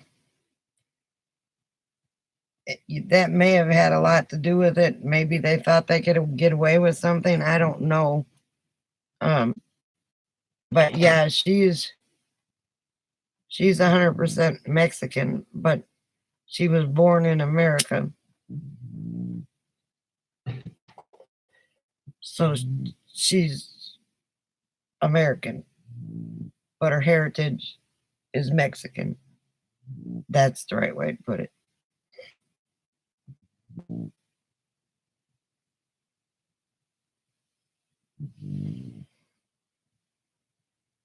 And that might be why, I don't know, or maybe just people are just plain rude nowadays.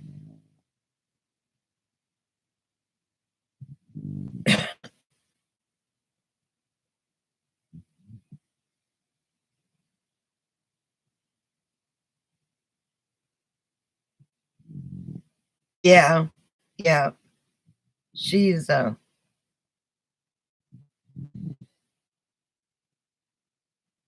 if it wasn't for her, I don't know what I'd have done when I had my surgery. My kids are in Georgia. Yes, they are. My kids are in Georgia. She took me to the hospital. She stayed there while I had surgery.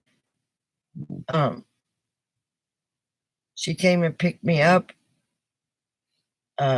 took me home, stayed with me for a couple days to make sure I was okay. And then I moved over by where she's at. And then she took care of me when I was there. And then when I fell and broke my arm, I called her up. She took me to the hospital and stayed with me there. And then took care of me when I came home.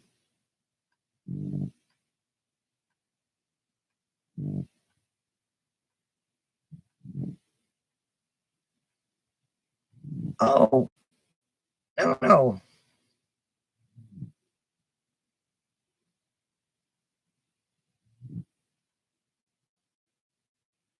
I know you weren't.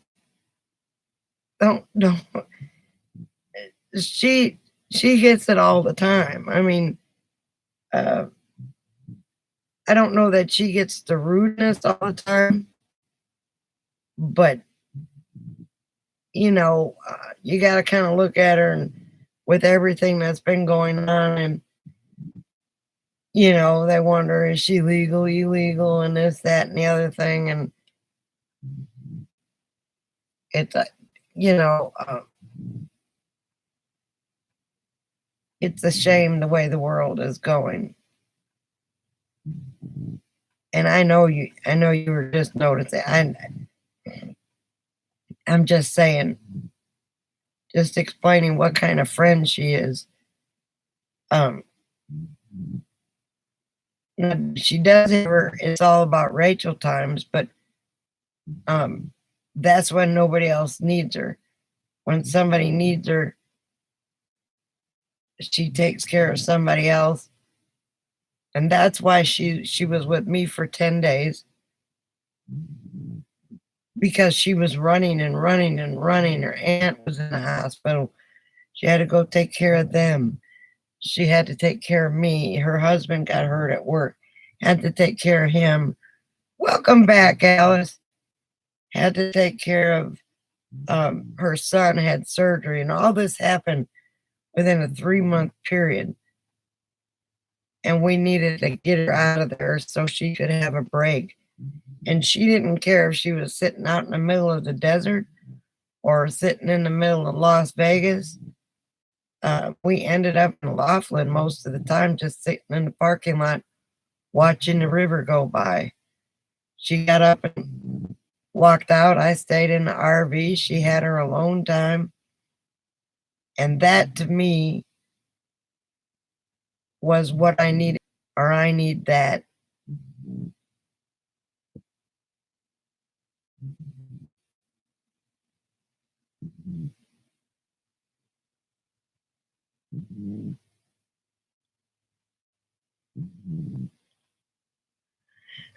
And that's a good thing.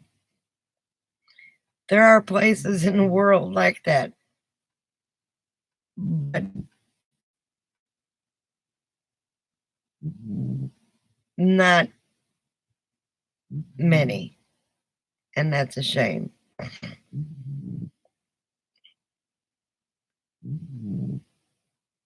But that's the reason she was here with me, was to detox, and to, meaning trying to get her nerves straight.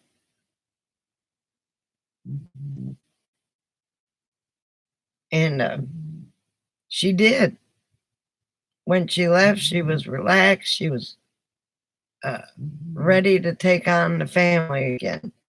But she needed those 10 days to. I would have liked her to stay longer, but 12/12 is her anniversary, and her husband wouldn't have stood it for her to be gone for their anniversary. They got married on 12/12/12. So I had to, make sure she was back by then.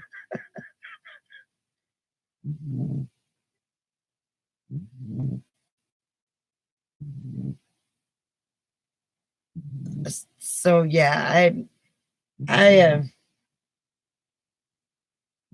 miss her desperately.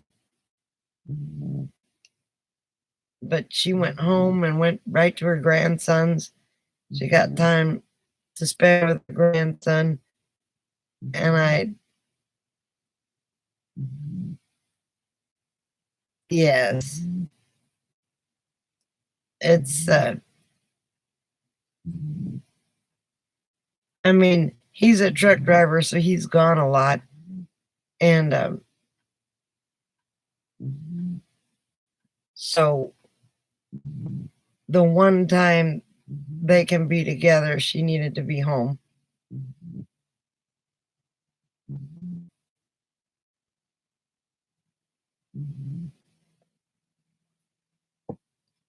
And God forbid, Steve wouldn't forgive me if I kept her longer than that.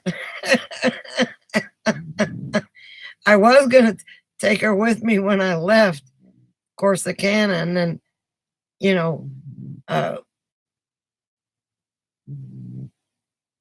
and to have her for about a month and a half, but he wouldn't have any of it. No, you can't have her that long.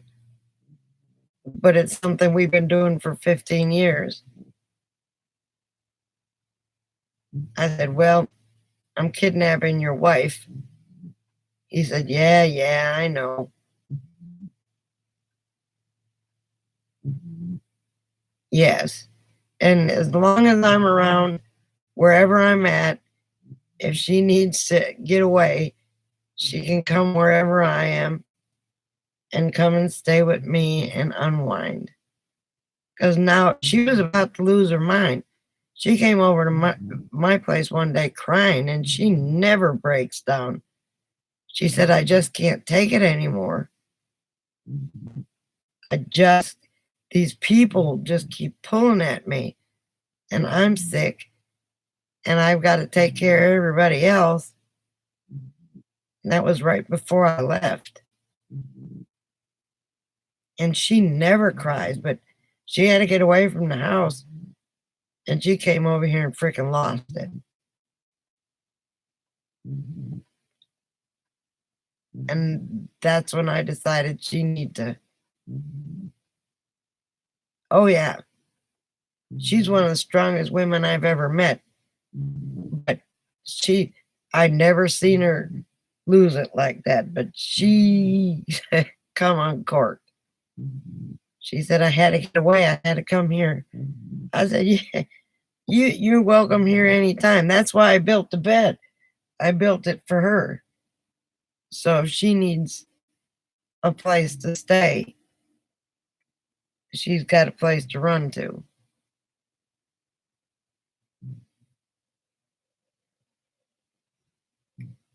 Yes, she will. She'll be able to deal. While she was gone, her son put up all the Christmas decorations, decorated the tree, put all the lights outside, and so she doesn't have to do a thing when she gets back. Well, she's got to go to the doctor. She's going to have a sleep study done because she snores so loud and she stops breathing when she's sleeping. So she'll be a whole lot better for another couple of months.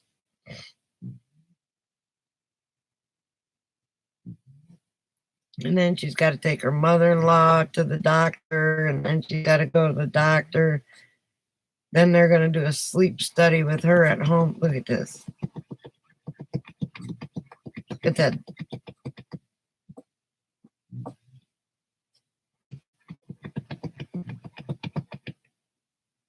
There, you want to play side?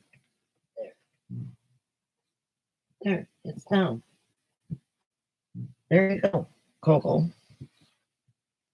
Okay, come on.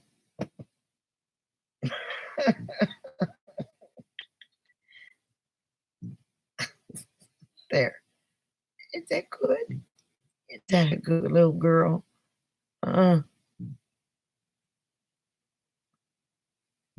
I know, right? I don't know what she was digging at that pillow for. Yes, I know. She saw Gigi and got all excited because she likes Gigi. Gigi won't let her in her lap, but she lays right next to her and puts her head on her lap. That's a good girl. Yes, it is. Yes, it is. Mama's a good girl. Mm-hmm.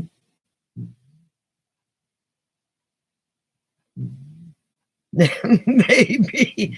I don't know. She knows Rachel left. She hid when Rachel got out of the RV. I think she thought Rachel was going to take her.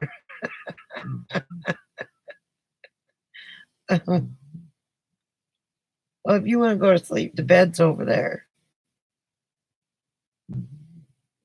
The bed's over there. You can go to bed. You can go to bed without me. No, I think I'll fall asleep right here in your arm.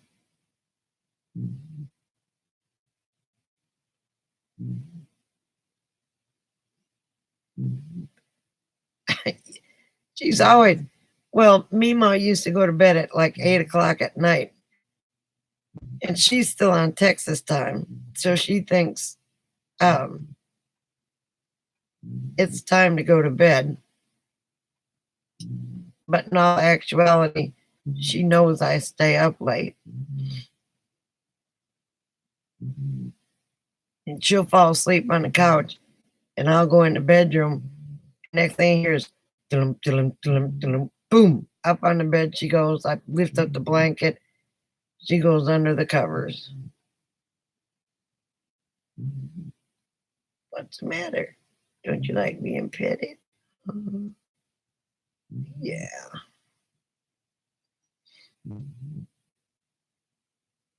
Whether she wants me to go to bed or not, I go to bed when it's time, when I want to go to bed. She needs a bath so bad.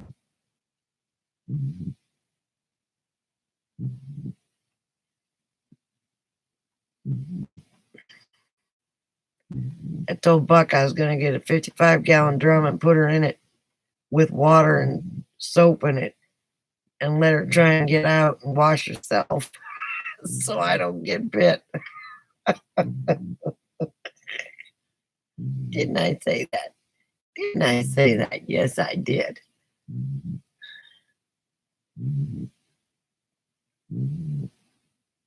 Well, get back up on your soapbox over there.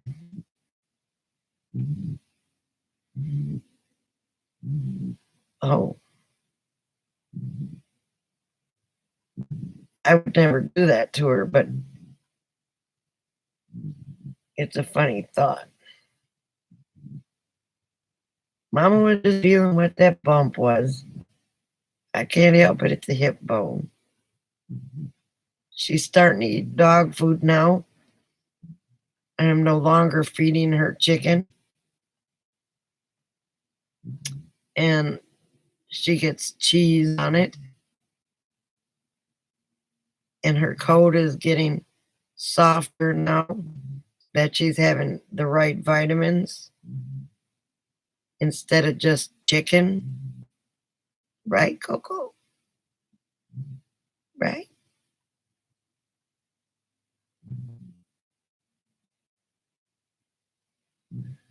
Ooh, my.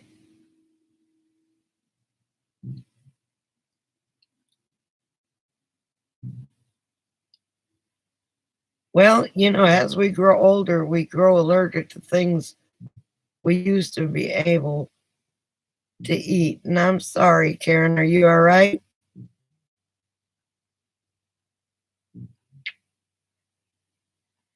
Yes, I know. Just because you're looking at me doesn't mean. Okay, good. You don't have tornado warnings or watches or anything, do you?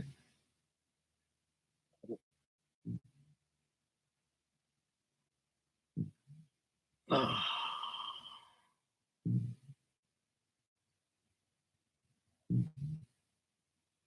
Okay, good.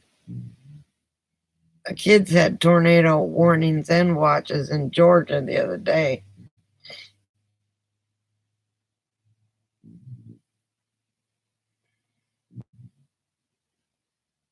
You know, Mama's arm still hurts. You can't be sitting on it. I'm all the time.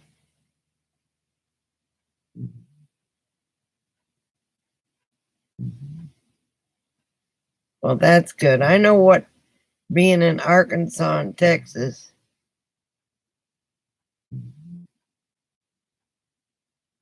Well, that's good.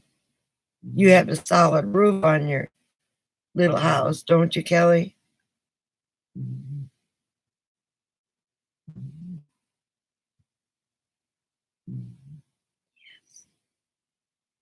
You need a bath. You're supposed to be a high maintenance dog. Oh, man.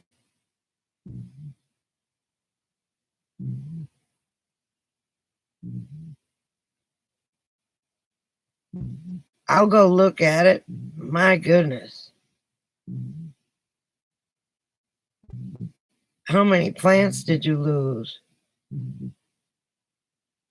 Or do you just use it for growing seeds?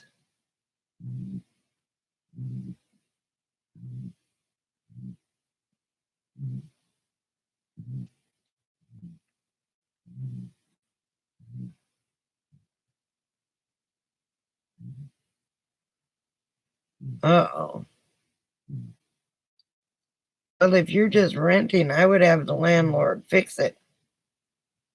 You can't have leaks. That'll lead to mold.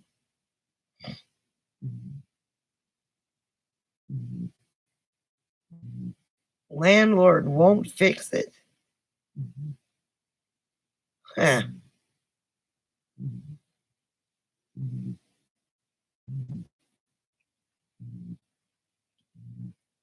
What's the matter?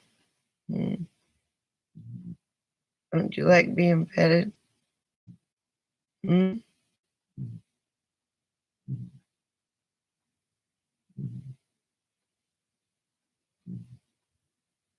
Ah, okay. I had a, what was it? 20 by 30?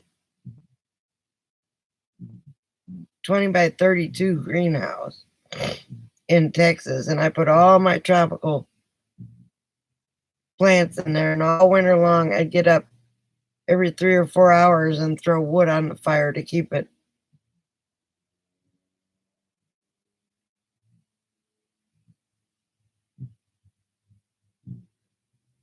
I was going to say that, Alice. She needs to report them. Because if you get mold in there and get sick,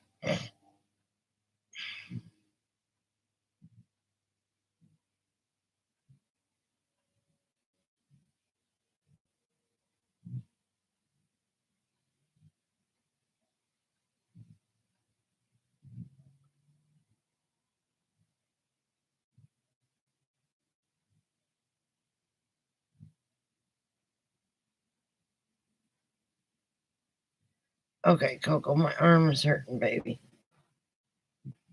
Okay. There you go. Come on. Up here. Nope, I don't want you up on me unless you go behind me. You can go behind me. I can't hold you. Mama's arm hurts. Why can't you there? I thought it was a federal law.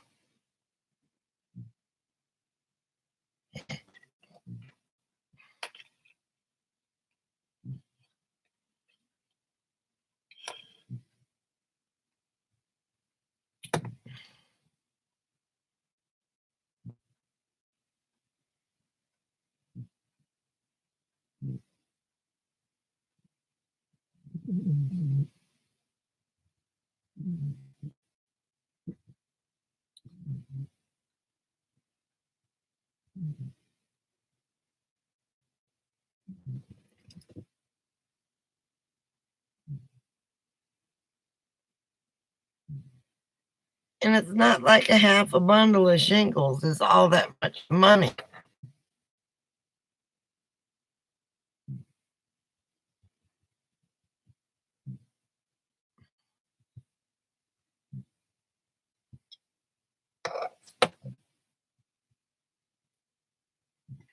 Uh,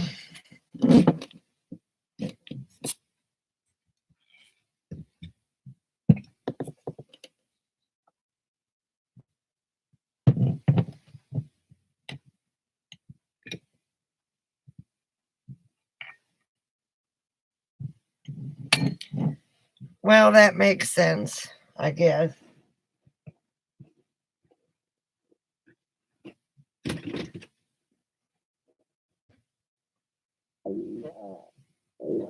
Excuse me, I got gas.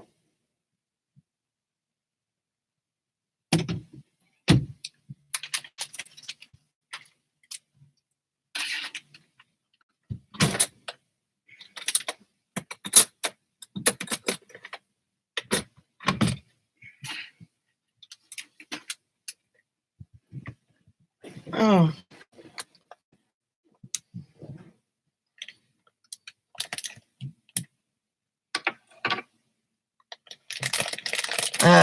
man. That's terrible.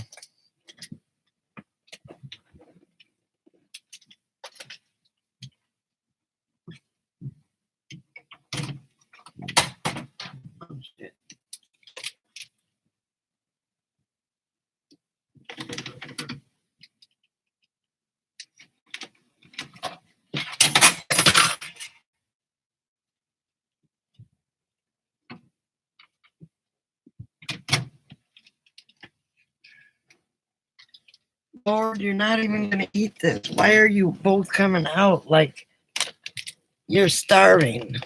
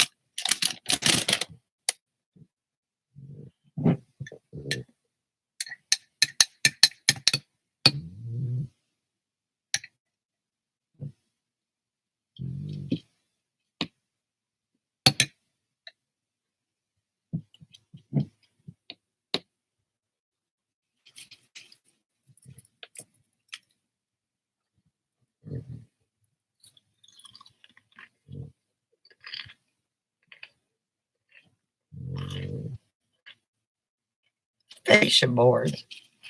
My goodness.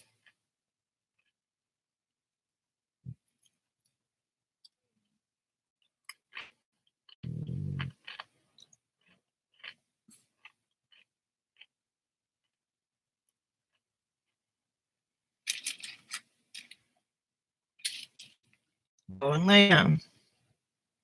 I don't have anything you can have. Go lay down. Go.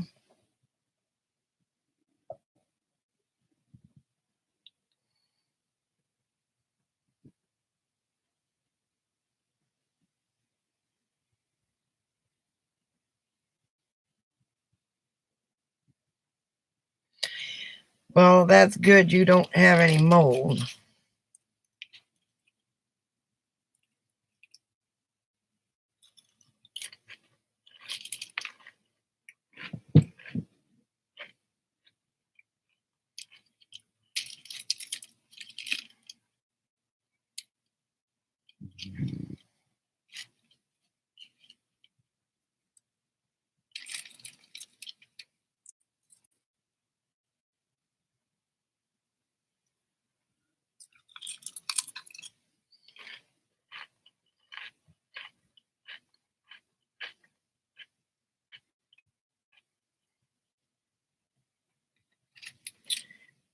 You don't even want any of this. And you can't have any dip because it's got onions in it. Well,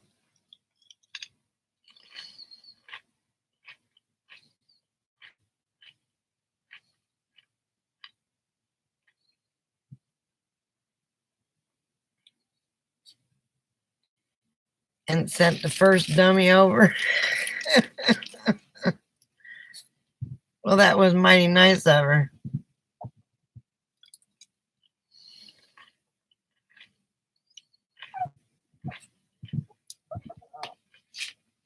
What? Here, do you want anything? Come on. Come on.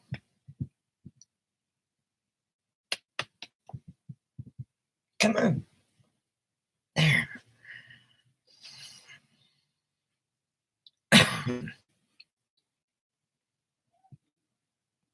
So, do they own a lot of rental places or just yours?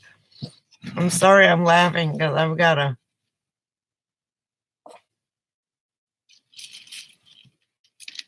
Well,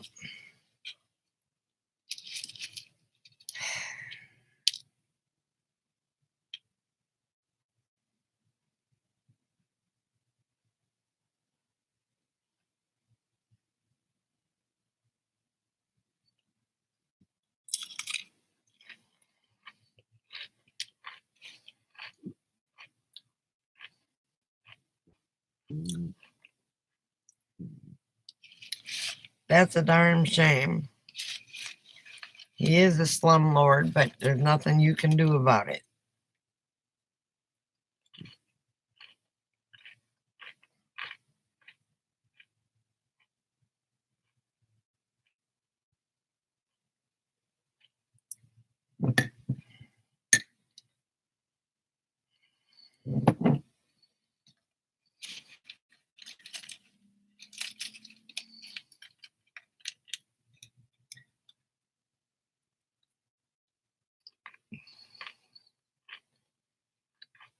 If it's raining around the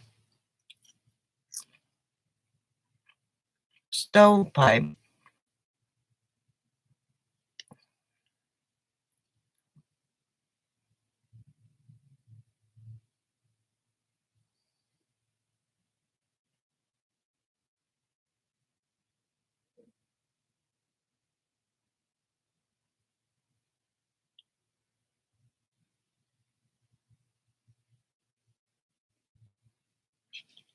yeah, it almost sounds like that.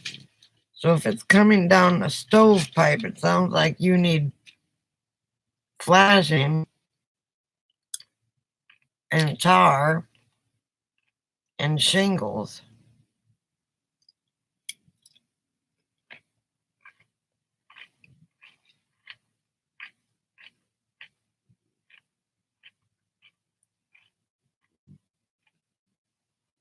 Oh my gosh.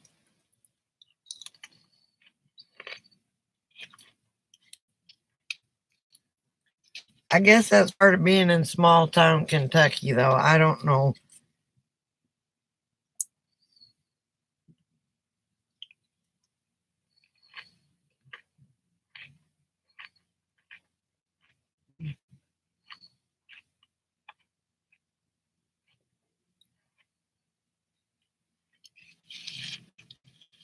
So they sent a plumber over to fix it, huh?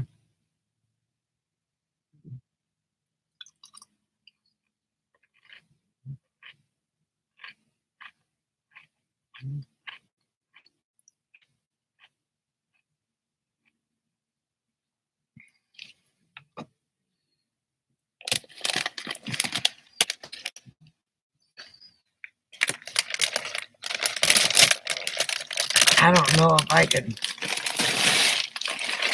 Karen's husband is a contractor. Or isn't he, Karen? Isn't he a contractor or something?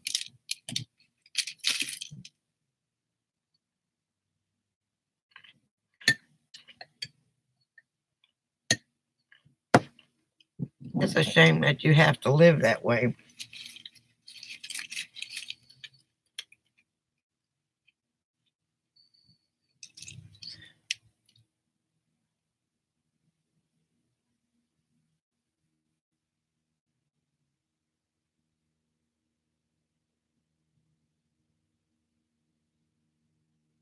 Oh my.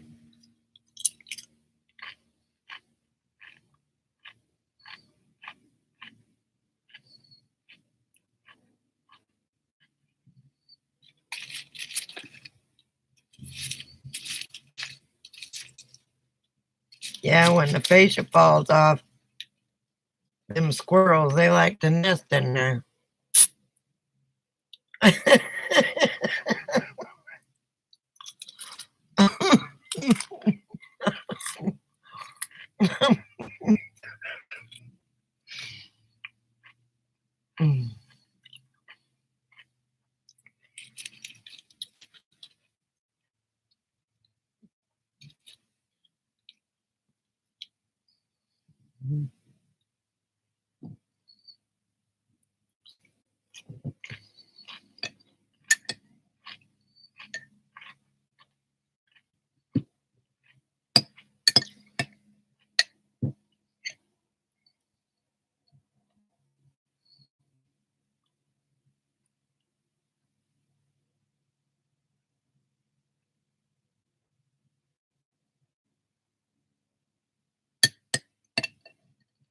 Apparently, she's across the street from you, Karen.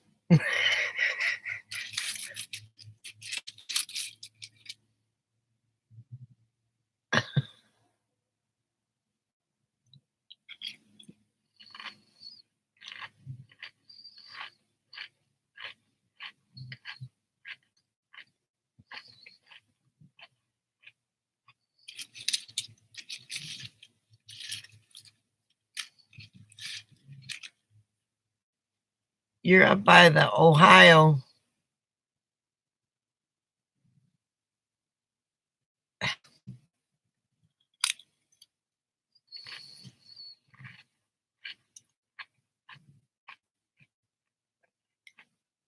Nobody's going to call PETA on you.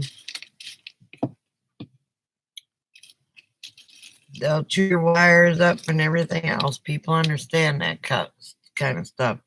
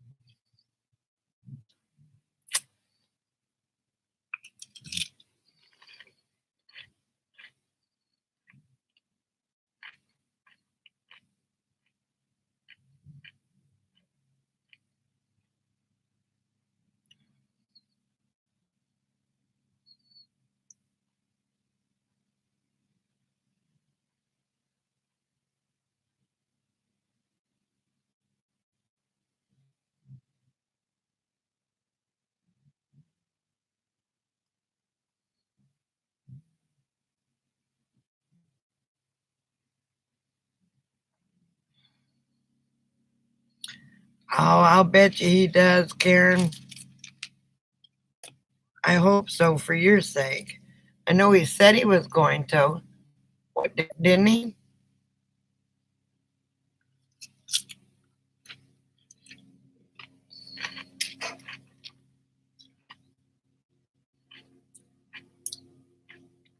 Excuse me. Karen said she was hungry and I had to get some chips.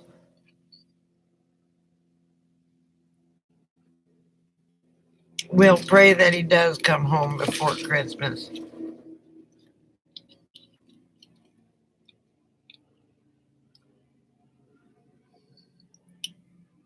Your son will be home tomorrow, so I'm real tickled for that.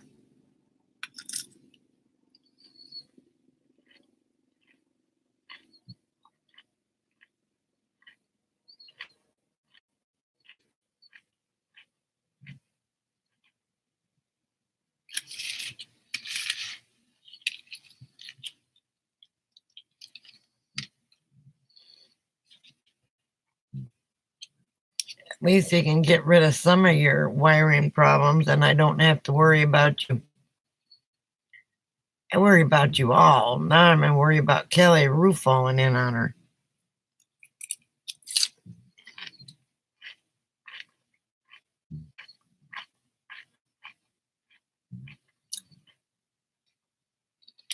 I wish I knew somebody in Kentucky that I could send your way.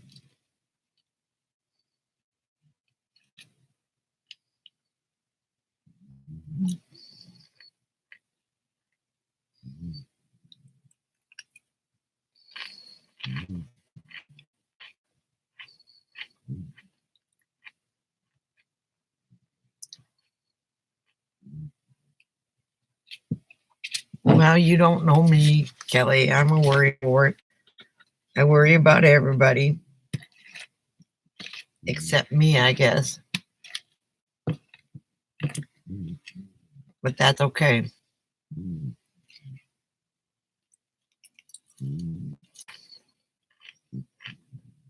Aw.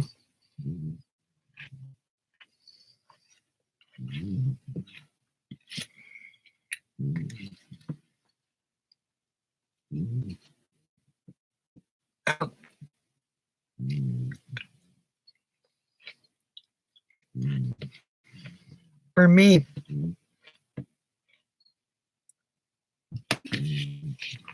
excuse me. Truthfully, I'd like to have Thanksgiving alone.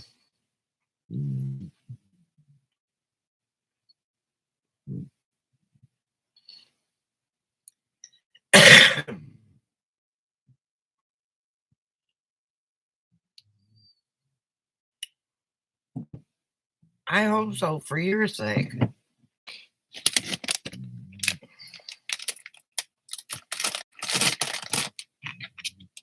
We don't need you.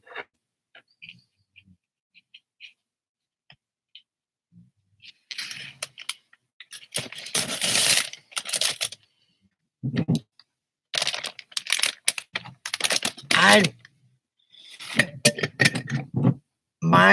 just ate a whole bag of potato chips today, people.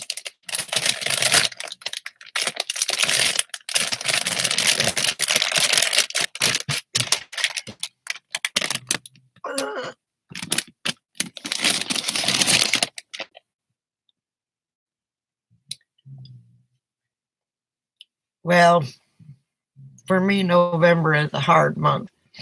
I'm always glad when it's over with. Thanksgiving or not, I like spending my Thanksgiving by myself. Of course, I did at the Vanderbilt this year, and then I've had to endure my daughter's in-laws for the last 8 years.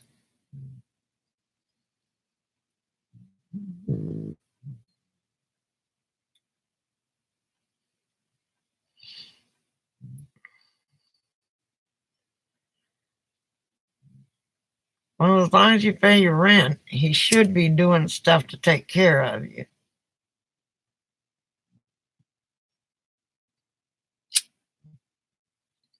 Because a lot of people out there don't pay their rent.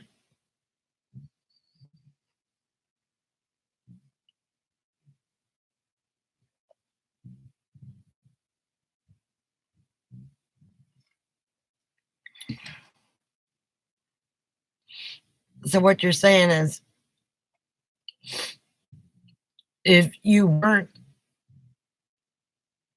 a good tenant, they wouldn't have sent a dummy over at all.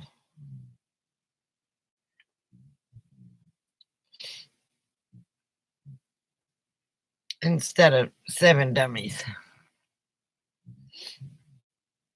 Well,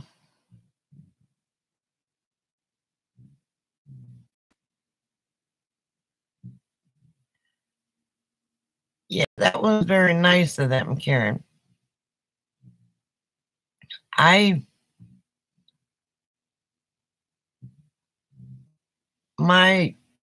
mom died on the 1st of November 1979, and my dad died on the 20th of November, day before Thanksgiving,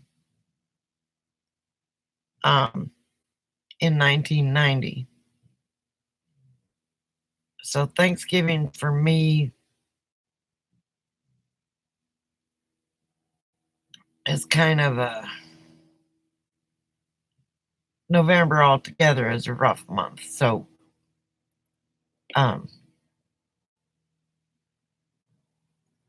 when then my kids moved away last year, so I had to spend the holidays with her in-laws because I was stuck in their driveway.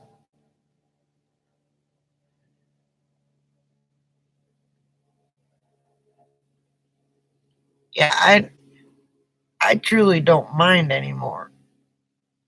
I'd rather be alone on Thanksgiving anyway. Maybe not so much Christmas.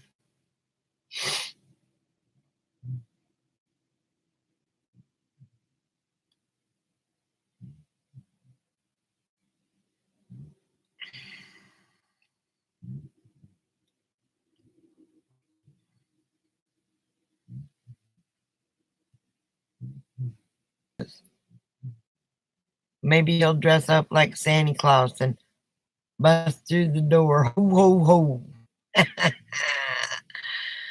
That's what I would do if I was him.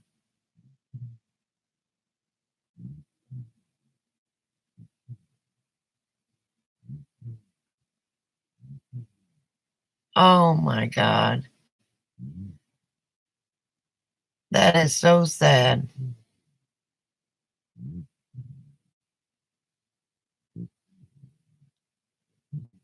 No wonder if that was your first Thanksgiving alone, even though that was years and years ago, I can understand the pain. That's so sad.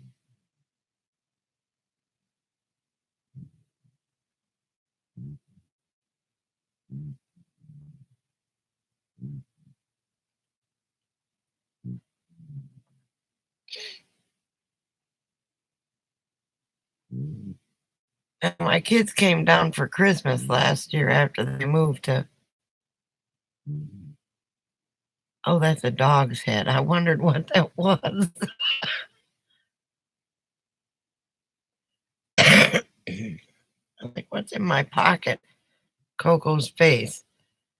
Anyway, but that's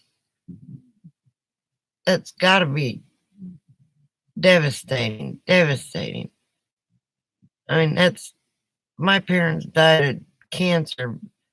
That's nothing compared to what you went through, and being your first holiday alone.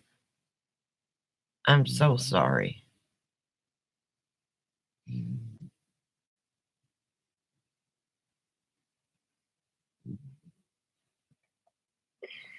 It's now it's gonna make me cry. Told you I'm pretty emotional. I don't have my pills.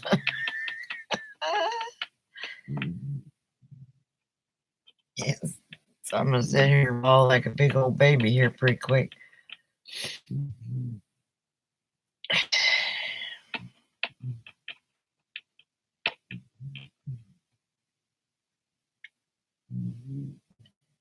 Yeah, that's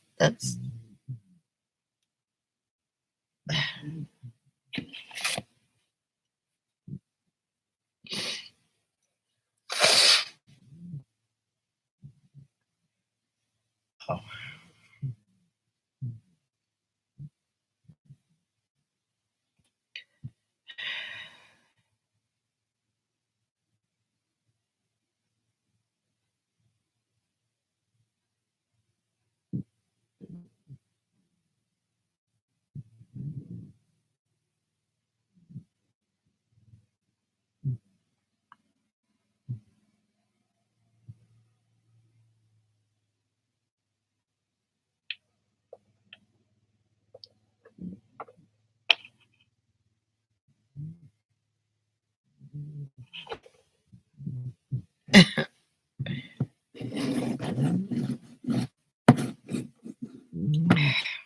My mouth is upside down and his Adobe thing keeps coming up.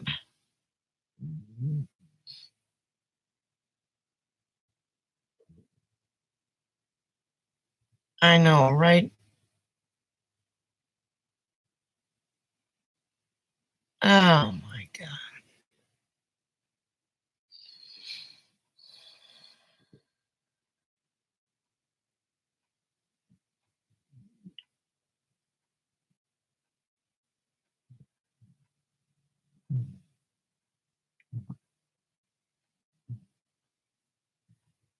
I'm sorry.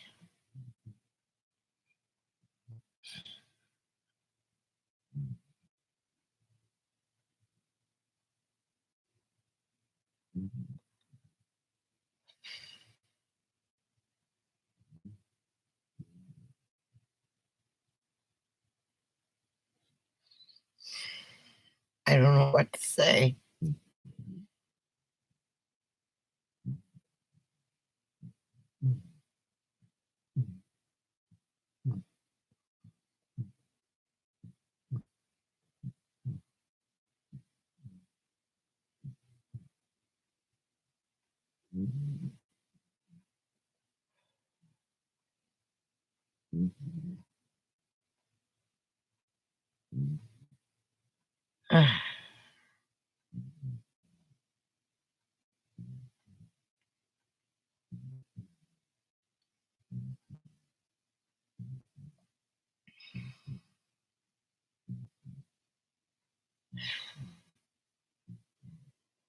You said it all right there, Alice. I just don't know what to say.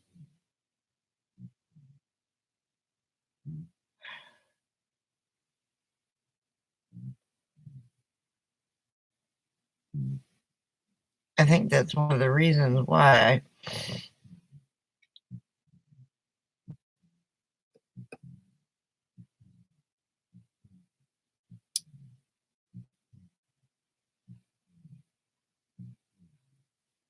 came back for Gigi because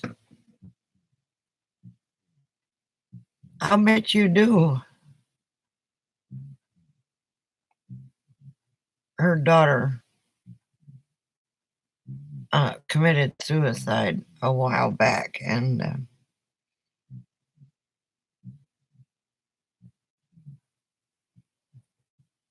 I can't relate to, so I don't know what to say. Either of those circumstances.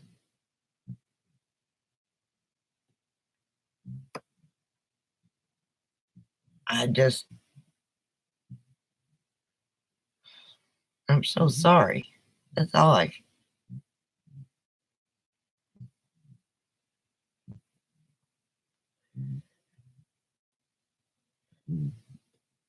I wish I was there to give you a big old hug.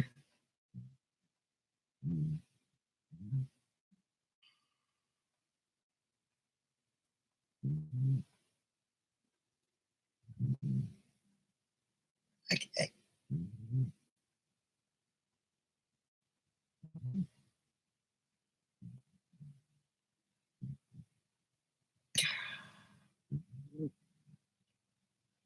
You're welcome on my end.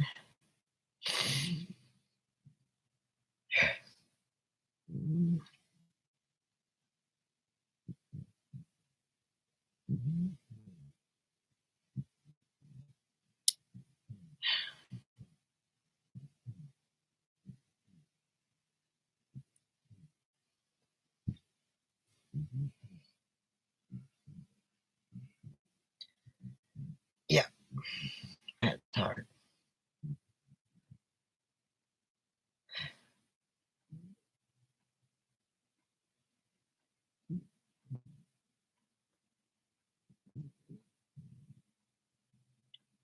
There you go, Kelly. I'm at a loss for words. How often do you ever see me at a loss for words? Not very often.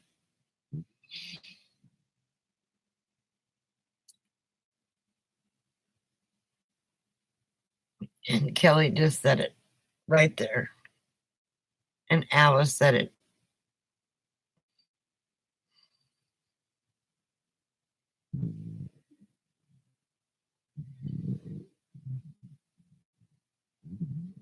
And the only thing I can think of is I want to give you a big old hug and let you cry.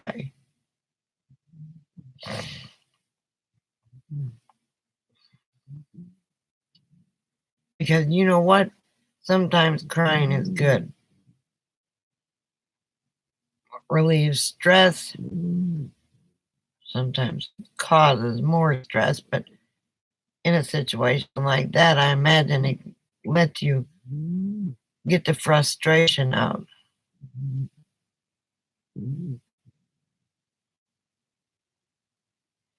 Yes, they are. I sometimes wonder why aren't my chats bigger, because I'm on every day. And it's because the people that come in here are like-minded people, not as far as being on the road or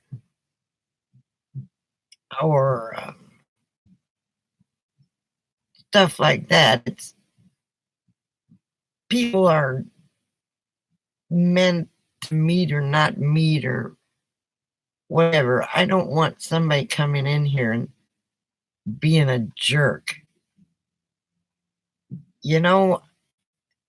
Our small little group is a good group.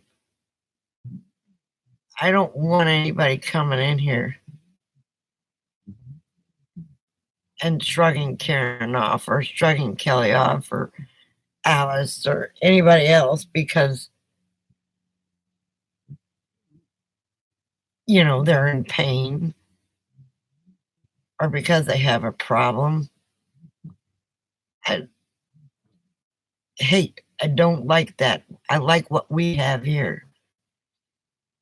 The men that come in here, they come in here because we are who we are. And I'm not going to start Christopher, God love his heart. He was so excited that day that I was live chatting and he brought you in here. He was about 20 RVs away, and he saw that I finally got a live feed up, and I was gonna I tried to find him before I went live, and they said they didn't know where he went to, and when I went live, he says, "I'm on my way," and it didn't take him but 15 seconds. He was at my door. He must have ran all the way. We had a good time that night, and yet, and Susie brought Karen in. And I miss Susie desperately. She is just so sweet.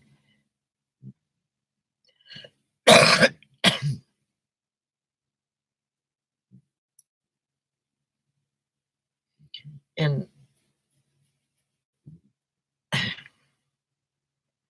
and you're very welcome, Karen.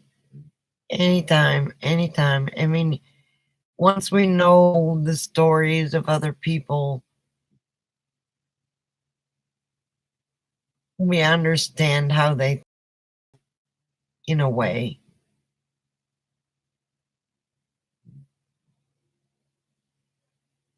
It's a plane or a helicopter flying. But, and if you understand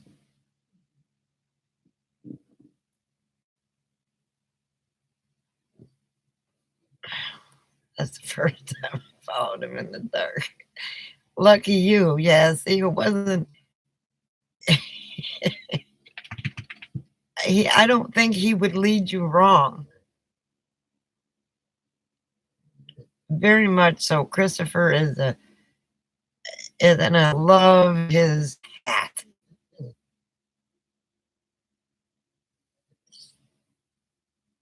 You don't know how you found me? Let me see. As I recall, I'm trying to think back. It might have been through Susie's chat,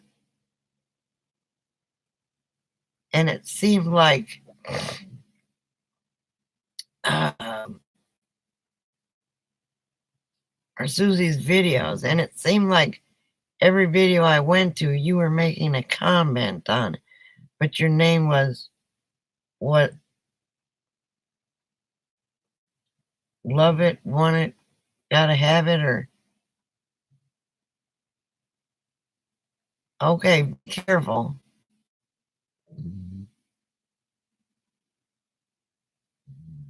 And you just popped up one day. And I think it's because we were both commenting on everybody's videos.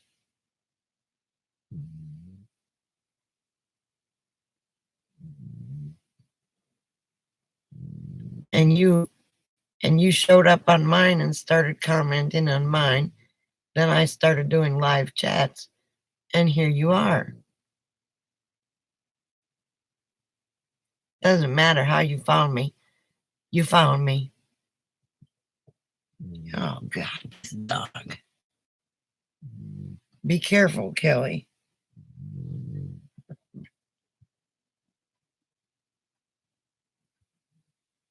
There you go, Clyde Poo. I got a growth on my butt and a growth by my feet. Christopher is very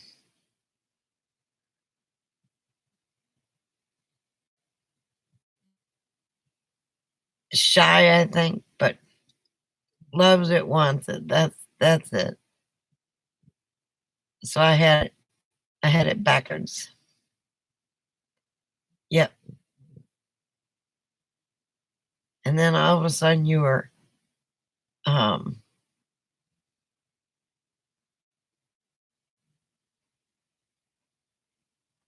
then you changed your name 3 times, and you know, oh, wait a minute.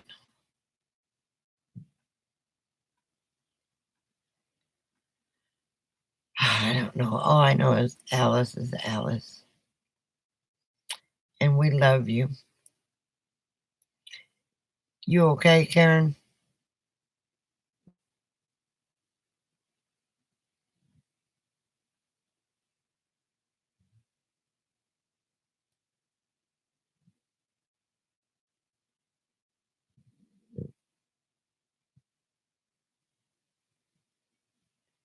Yeah.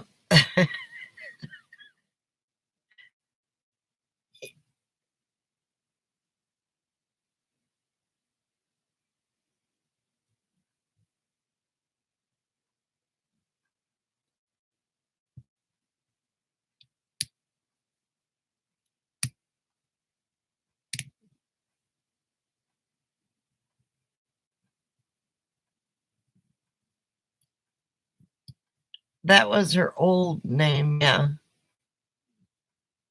Okay, good.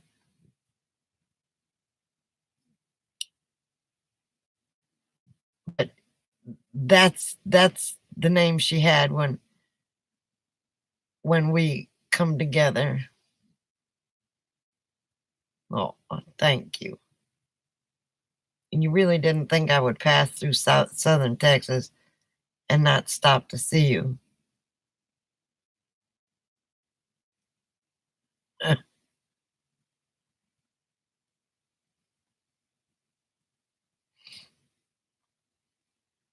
I might stop and see you and shoot up to Corsicana and go see my Rachel. No, I can't do that because Coco will run away.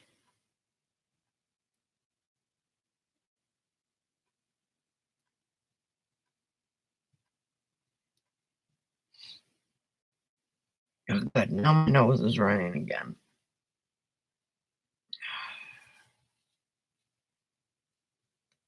Okay, let's get off this emotional stuff before I start. I told you I haven't had my pill in 4 days. I hope those are the ones they refilled because I need them.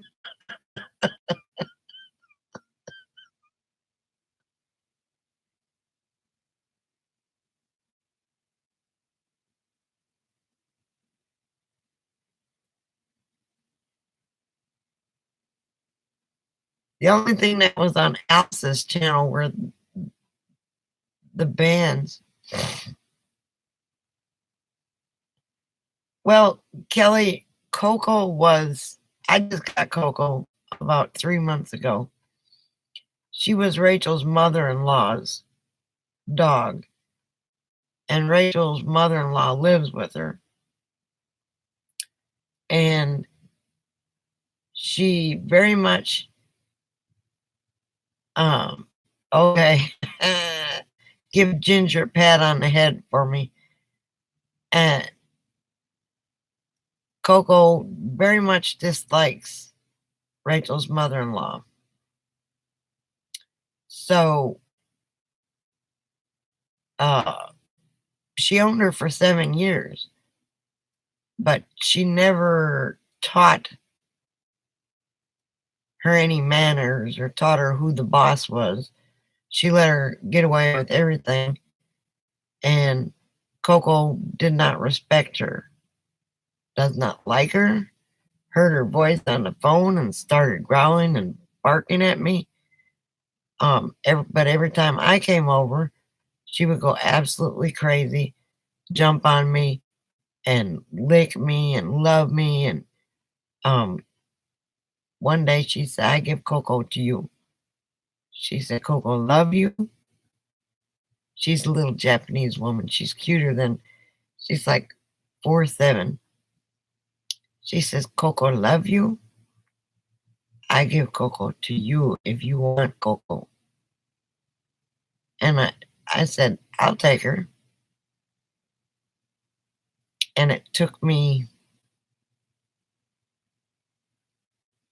a couple weeks to get Coco to know that she wasn't top dog in this RV.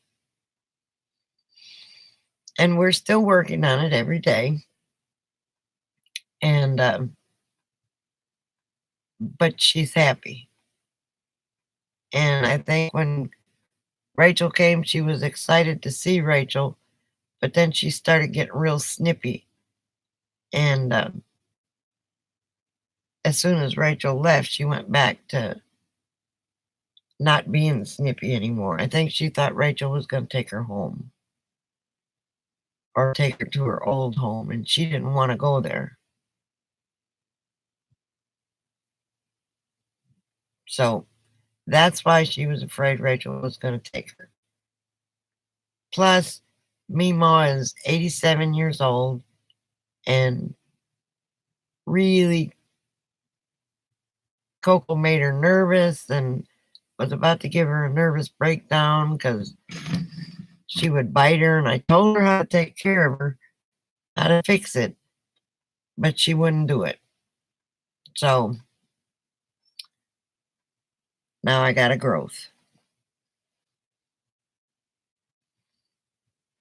So on Meemaw's 87th birthday, we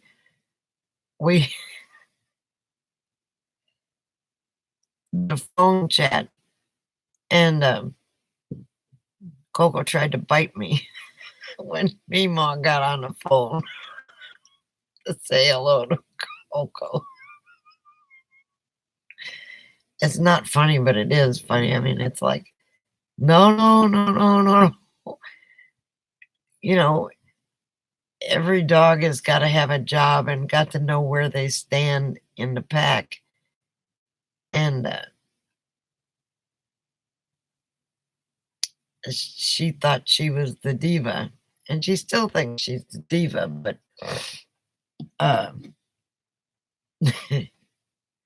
she's not. Yeah. So when we were on the Colorado River, the dogs weren't with us, but Rachel called her husband, and her husband said, but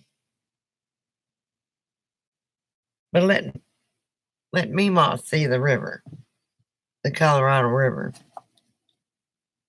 And Rachel showed her the Colorado River, and she says, oh, I bet you Coco having so much fun. And I wanted to say, oh yeah, she is. She's happy. I think she's happy. I mean, she has her days, but we all have our days.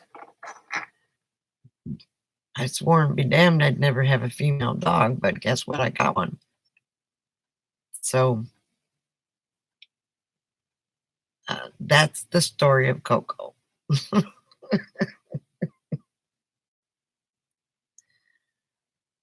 So that's how it came about. And she loves Rachel, but I think she thought Rachel was going to take her with, take her back to Meemaw.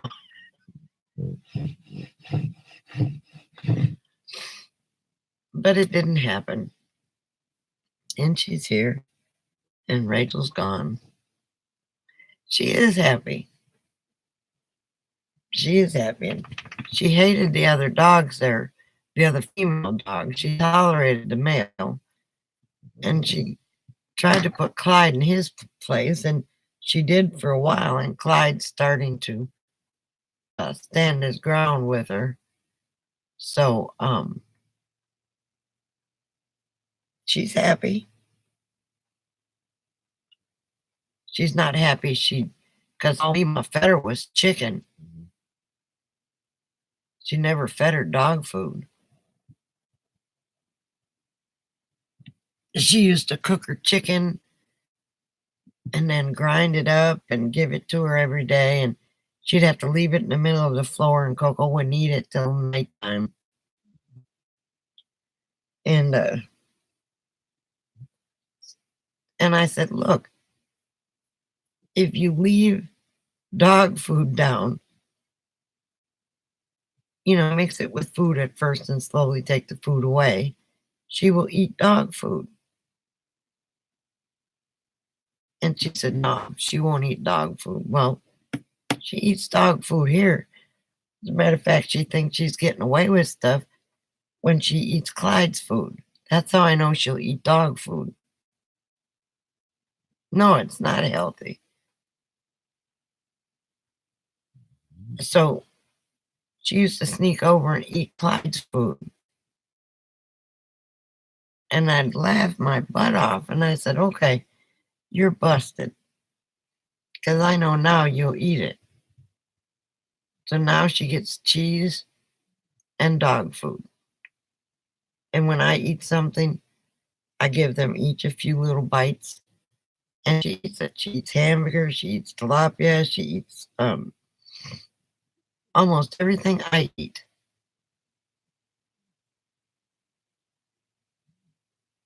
So you can't tell me all she'll eat is chicken. Because no.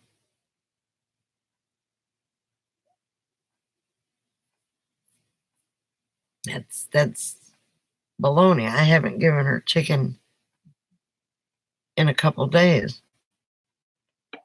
All she's been getting is cheddar cheese on top of her dog food.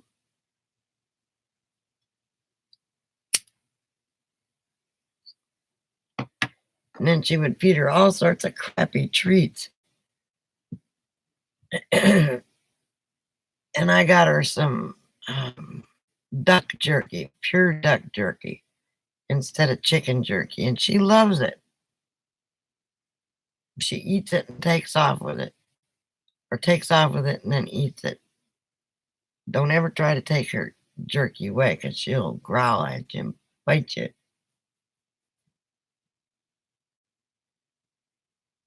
So that's my Coco.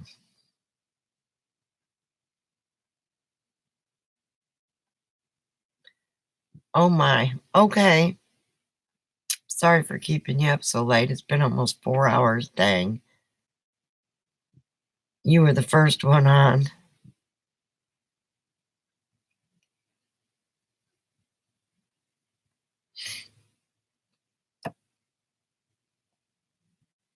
Good night and sleep tight. Pull them covers up. And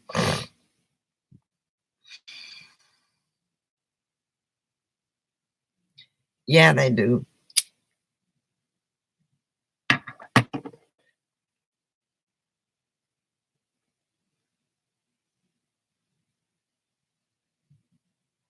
Yeah, I think I'm going to shut it down because it's almost midnight here. I'm on Arizona time now. It was funny when we were in Laughlin. We would cross the bridge and we were in Arizona time, which was an hour difference, and go back to Laughlin. And it was California time.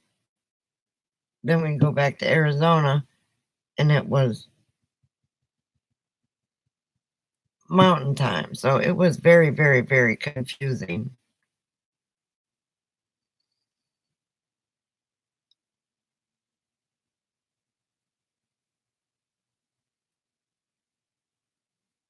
Good night. Sleep well. Stay warm.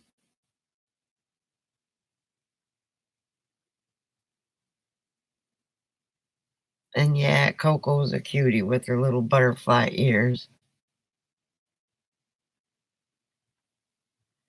And Karen, you sleep well too. And everything will be okay. Hubby will be home for Christmas.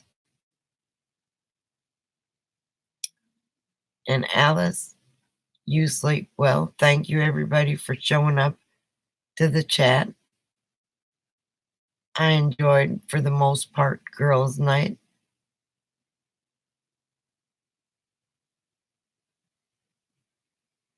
Okay. Good night, everybody.